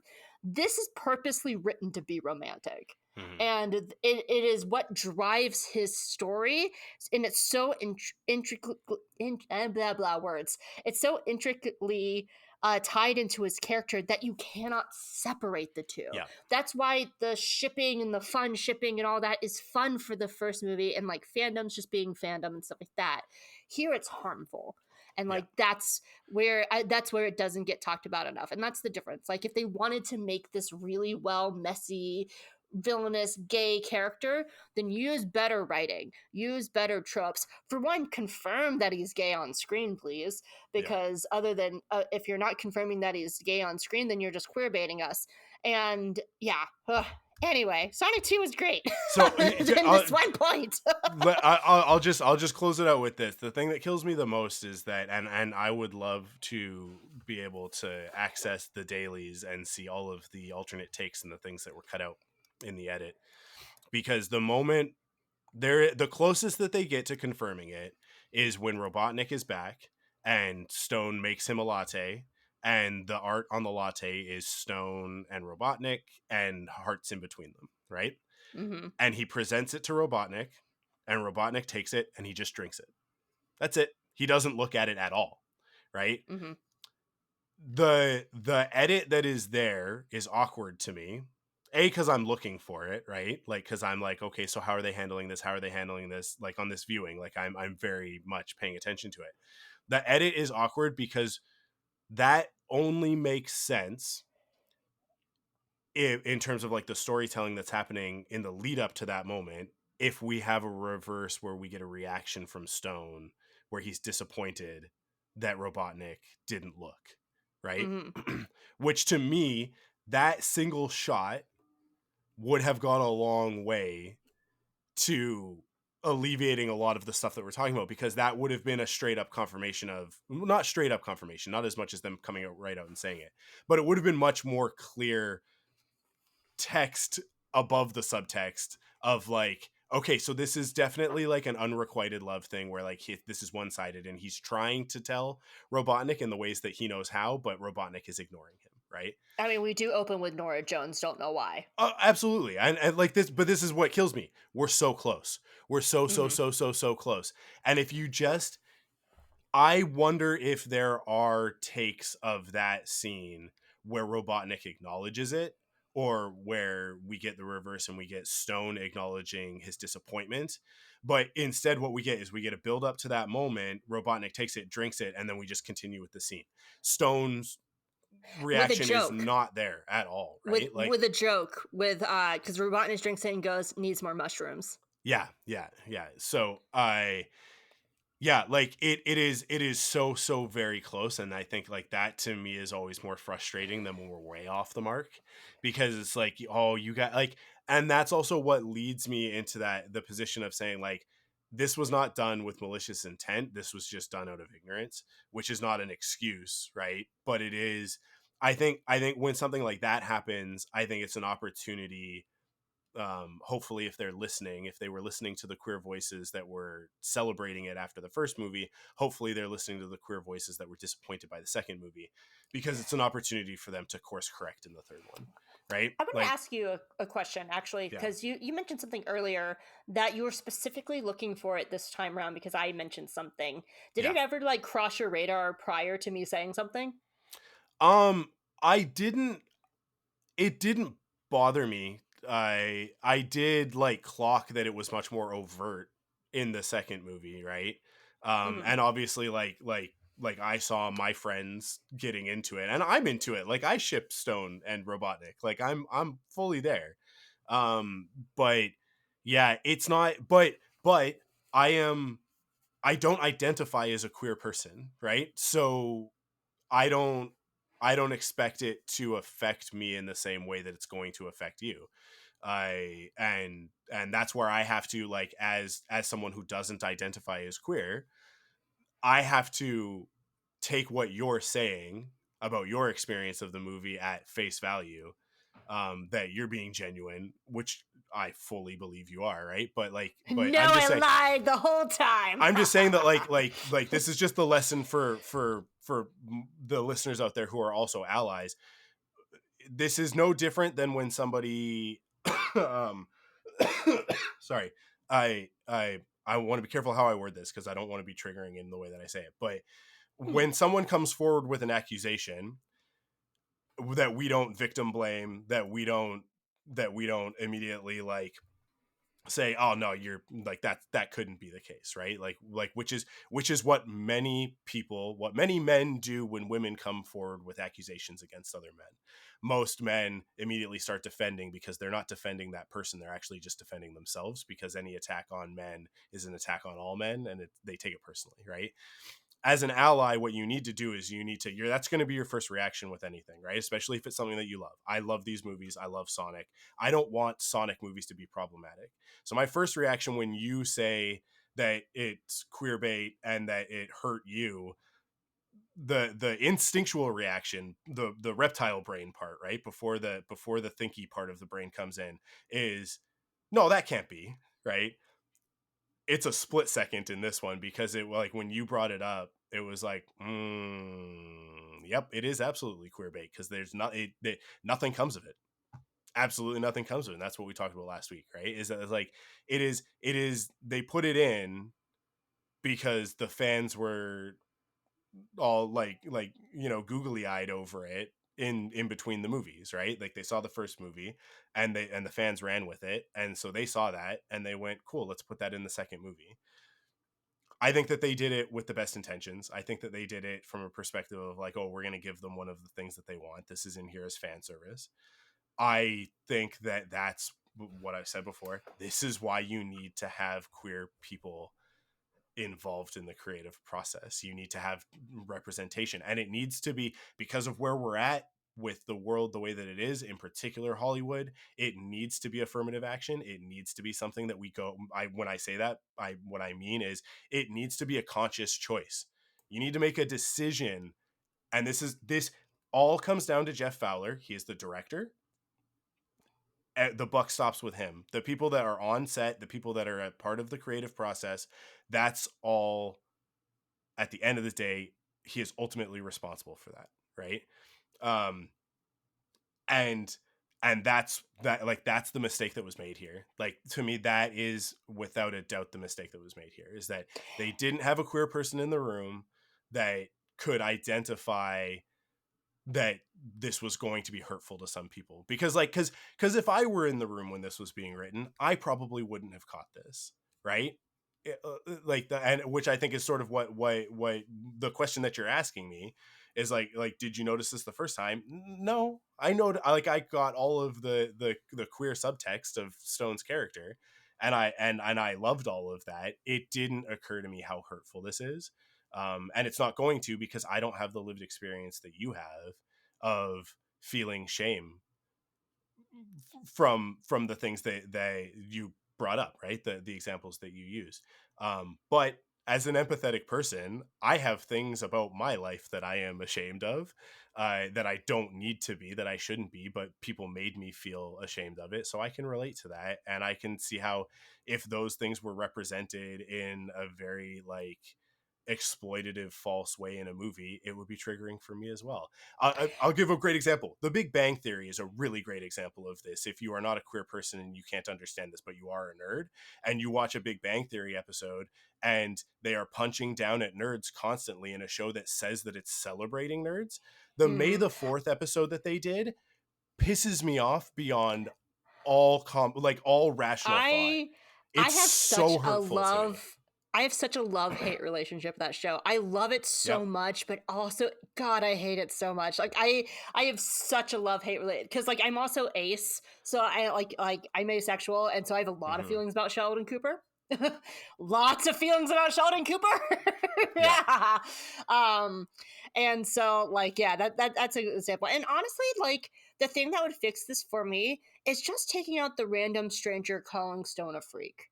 If you don't have that one little bit, he makes his little art and he gives the guy the coffee and the guy picks it up and walks off, I actually don't have as much of a problem with it, because then we're still falling into the fun. It's just that one little scene. That word is very loaded. That word is very loaded. I don't think that they realized that. Again, if you had a queer person in the room, with a voice, everything else is just fun, and it's right? All fun, and it's back to Stone being who he is in the first one, and he might have hard eyes and stuff like that, and they're playing with it and stuff like that. That is the scene that does it, and so yeah, it's a very loaded word that turns it from a playful thing into a hurtful thing unintentionally, I think, right? And I do think that there was an intention of tying that together to calling Sonic and Tails freaks. I think but it just isn't clear. It's just not well executed. It's not at all. So because I had to do mental backflips of just writing in my notes of just okay, so these three characters are being othered, but also Knuckles is being othered, but at no point does Knuckles ever get called freak, but it's just Sonic and Tails and Stone being called this, but these three found family, even though Knuckles is here too. And but this one, I had to do mental hurdles of just okay, how does this work in this story through line? And again, it's a popcorn movie. We're not supposed to be thinking this hard about it. No. But that is, I think, is very important. When you're doing these kind of harmful stories, not thinking hard about it is why these horrible tropes keep being perpetuated.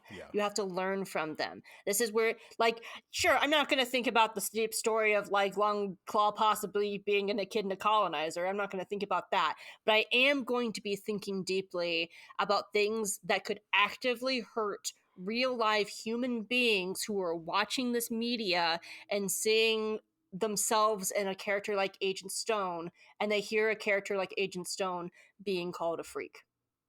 That is the thing I'm going to think deeply about. So anyway, this was a fun episode. Great way to cap it off. It's just I don't know, just to counter all of it, I would just want to say to our listeners, if you are a closeted queer person that does feel shame, please don't feel that way. You shouldn't feel that way. It's wrong that the world has made you feel that way, is what I mean to say, right? Because what you are, but I want to say, if you're a closeted queer person, Yeah, if you are a closeted queer person and you can't actively be open because it would either put you in harm's way or something like that, you are still just as valid. You are still just as loved. You are still just as cared for, even if you cannot be openly your true self. I know I've had trans friends who had to escape Florida. Like it is a crazy world that we're living in right now, but just know that if it's not safe for you to be your true self, you are still so valid and loved. Mm-hmm. Yeah. Like I am in a very like lucky position that I can very openly be me. But I mean, honestly, I didn't fully come out publicly until my grandfather died, because I didn't think my grandfather would accept me, and I didn't want to live in a world where my grandfather didn't love me. And which is like, and so that was a very scary time to come out to the rest of my family, because like really like my parents, my siblings, and like my like pretty much anyone on Twitter. I'm very open on Twitter because like no one in my family's on Twitter. But like but when it came to like my private life, like with my aunts and my uncles and like the people who I really love, but like specifically my grandfather died never knowing I was queer. And so I get it. So just know that you're just still as loved and valid, even if you can't fully be the real you. So, are we doing Knuckles next time? We are doing Knuckles next time. So yeah, when does the show come out? I actually don't know. It comes out on Friday, so we are recording this on Tuesday. Really? Oh, on the 23rd, and it comes out. Yeah, it's in 3 days. It comes out on Paramount. Wow! Plus. Holy cow! My brain's on like Bad Batch tomorrow. I know, right? Like right. Hey, that's where we're at right now. Is that like this next couple of weeks is insane, because we've got this week and next week we have Bad Batch, X-Men 97, and Knuckles. All like and Knuckles is dropping all at once, so I theoretically I will be able to get through it all this weekend, and then it like that'll be covered. Right? I might be actually weekly, doing like the episode at a time, just because like time wise, I'm sorry everyone, I work 3.5 jobs. I might not have time to binge all of Knuckles, but we'll see. It might just be one of those things where I'm like, I'm gonna watch episode 1, and like 5 hours later I'm like done with the series, because I know me and I know how I am as a human being.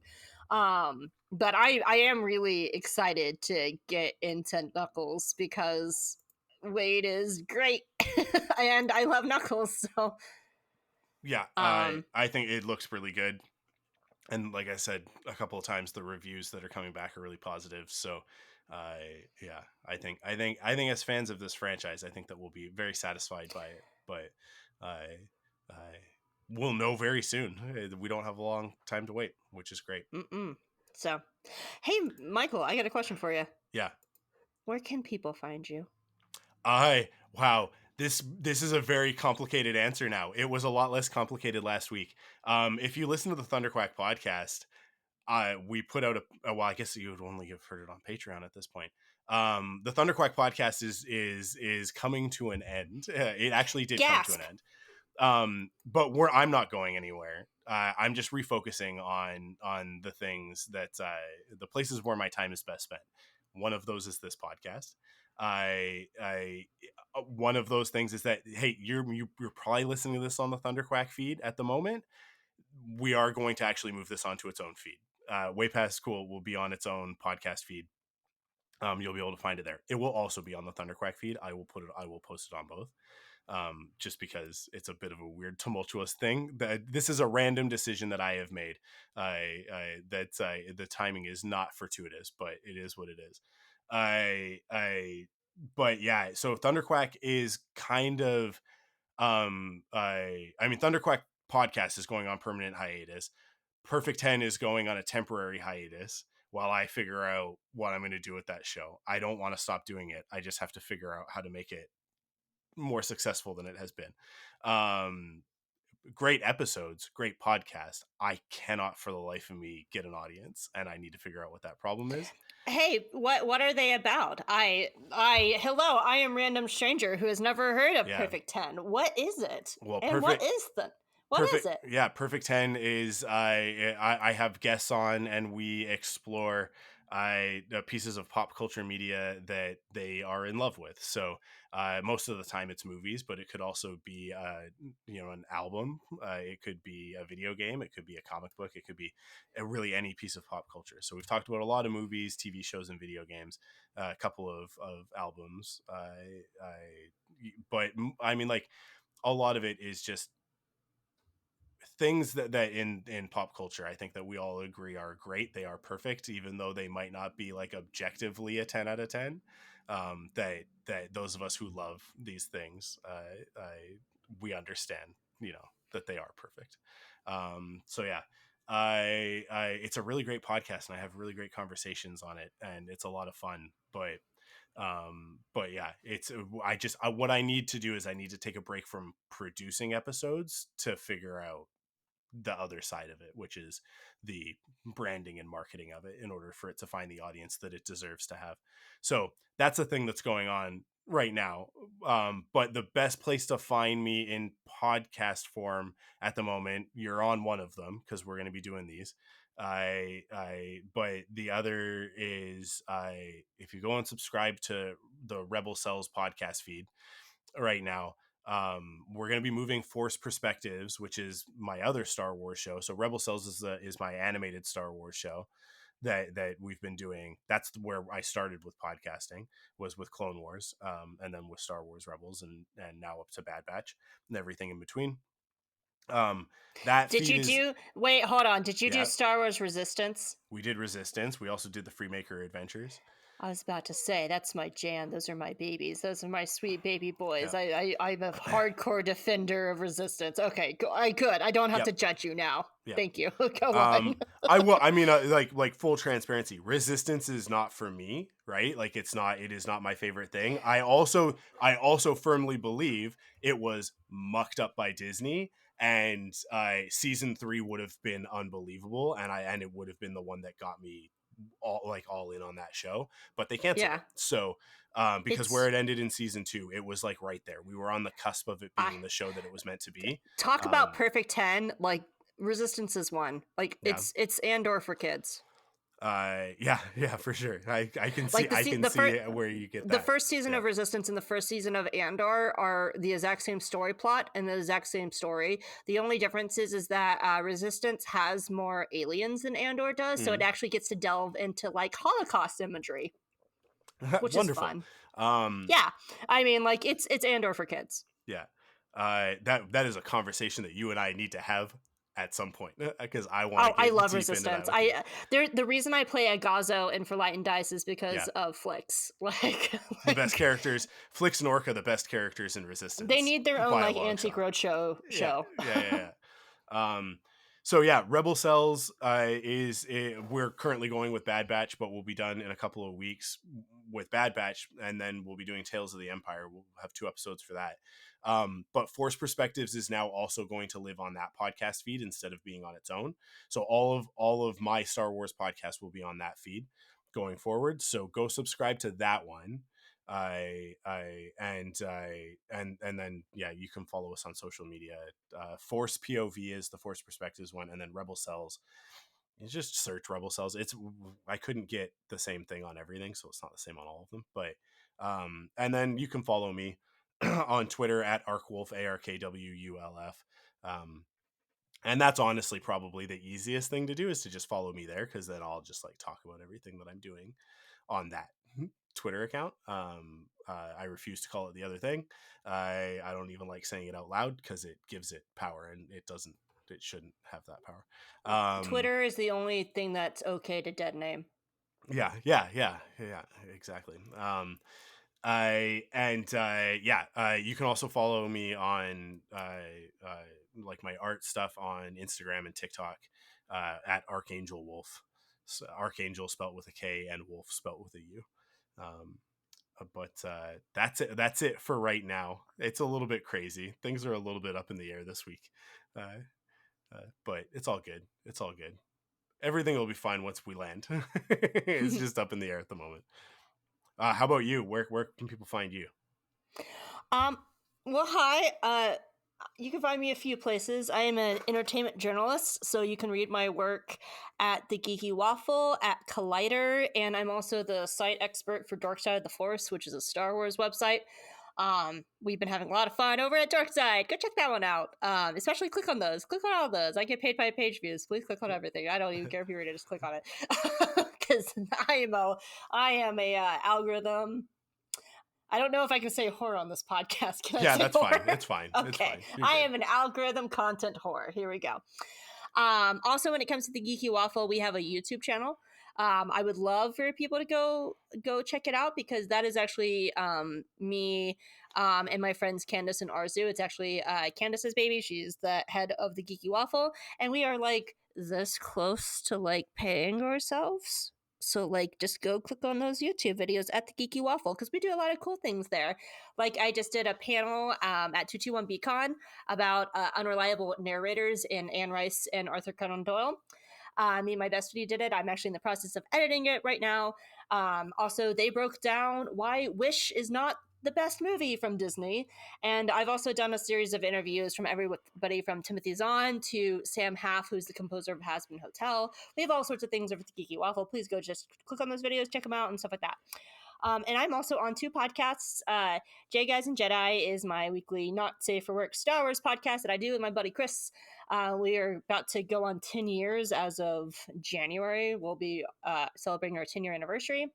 And we started with Clone Wars, so we did all of Clone Wars, Rebels, Resistance, Bad Batch, except for we haven't done season 2 of Bad Batch, but Mandalorian, Book of Boba Fett. We're currently wrapping up Star Wars Visions season 2, because I love Visions and I'm not looking forward to doing Mando season 3, which we're starting next, but we'll see. So yeah, we talk about Star Wars media over there. And then I am also on For Light and Dice. It is a Star Wars tabletop podcast that I do with an all-queer cast. And we're in the middle of our 2nd season, and we're having a lot of fun over there. If you don't even have to know anything about Star Wars, because one of the characters have amnesia. So, and we have fun, and we go on adventures, and you get to see a bunch of gays not know how to do math. And if you just want to kind of do like a little sample of like For Light and Dice, like you don't know if you want to dive into like 2 seasons worth of content. Back in October, we did a little 3-episode one-shot called The Night Sister is Dead, where we played Star Wars animals that were familiars to a Night Sister, and we had to solve a murder. And it's just a little 3-episode one-shot if you like want to see how like we all get on and stuff like that. Highly recommend it. It's hilarious. I get to play a Gorg named Napoleon who has a Napoleon complex.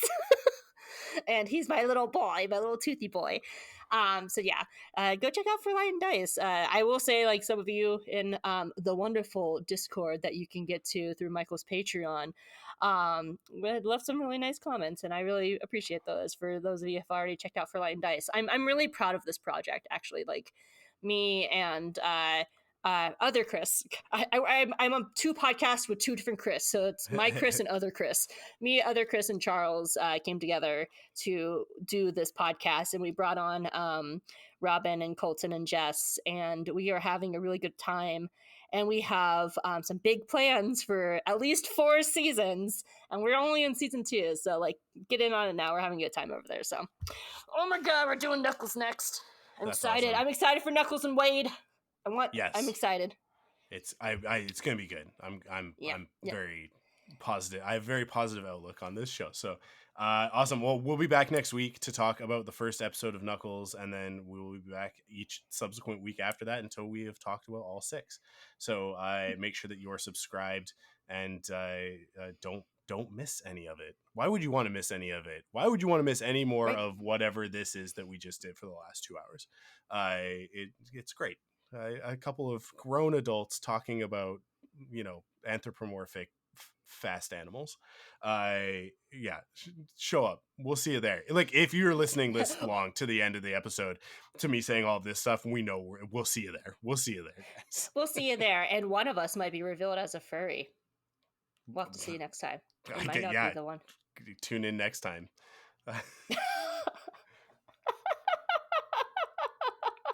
It's me.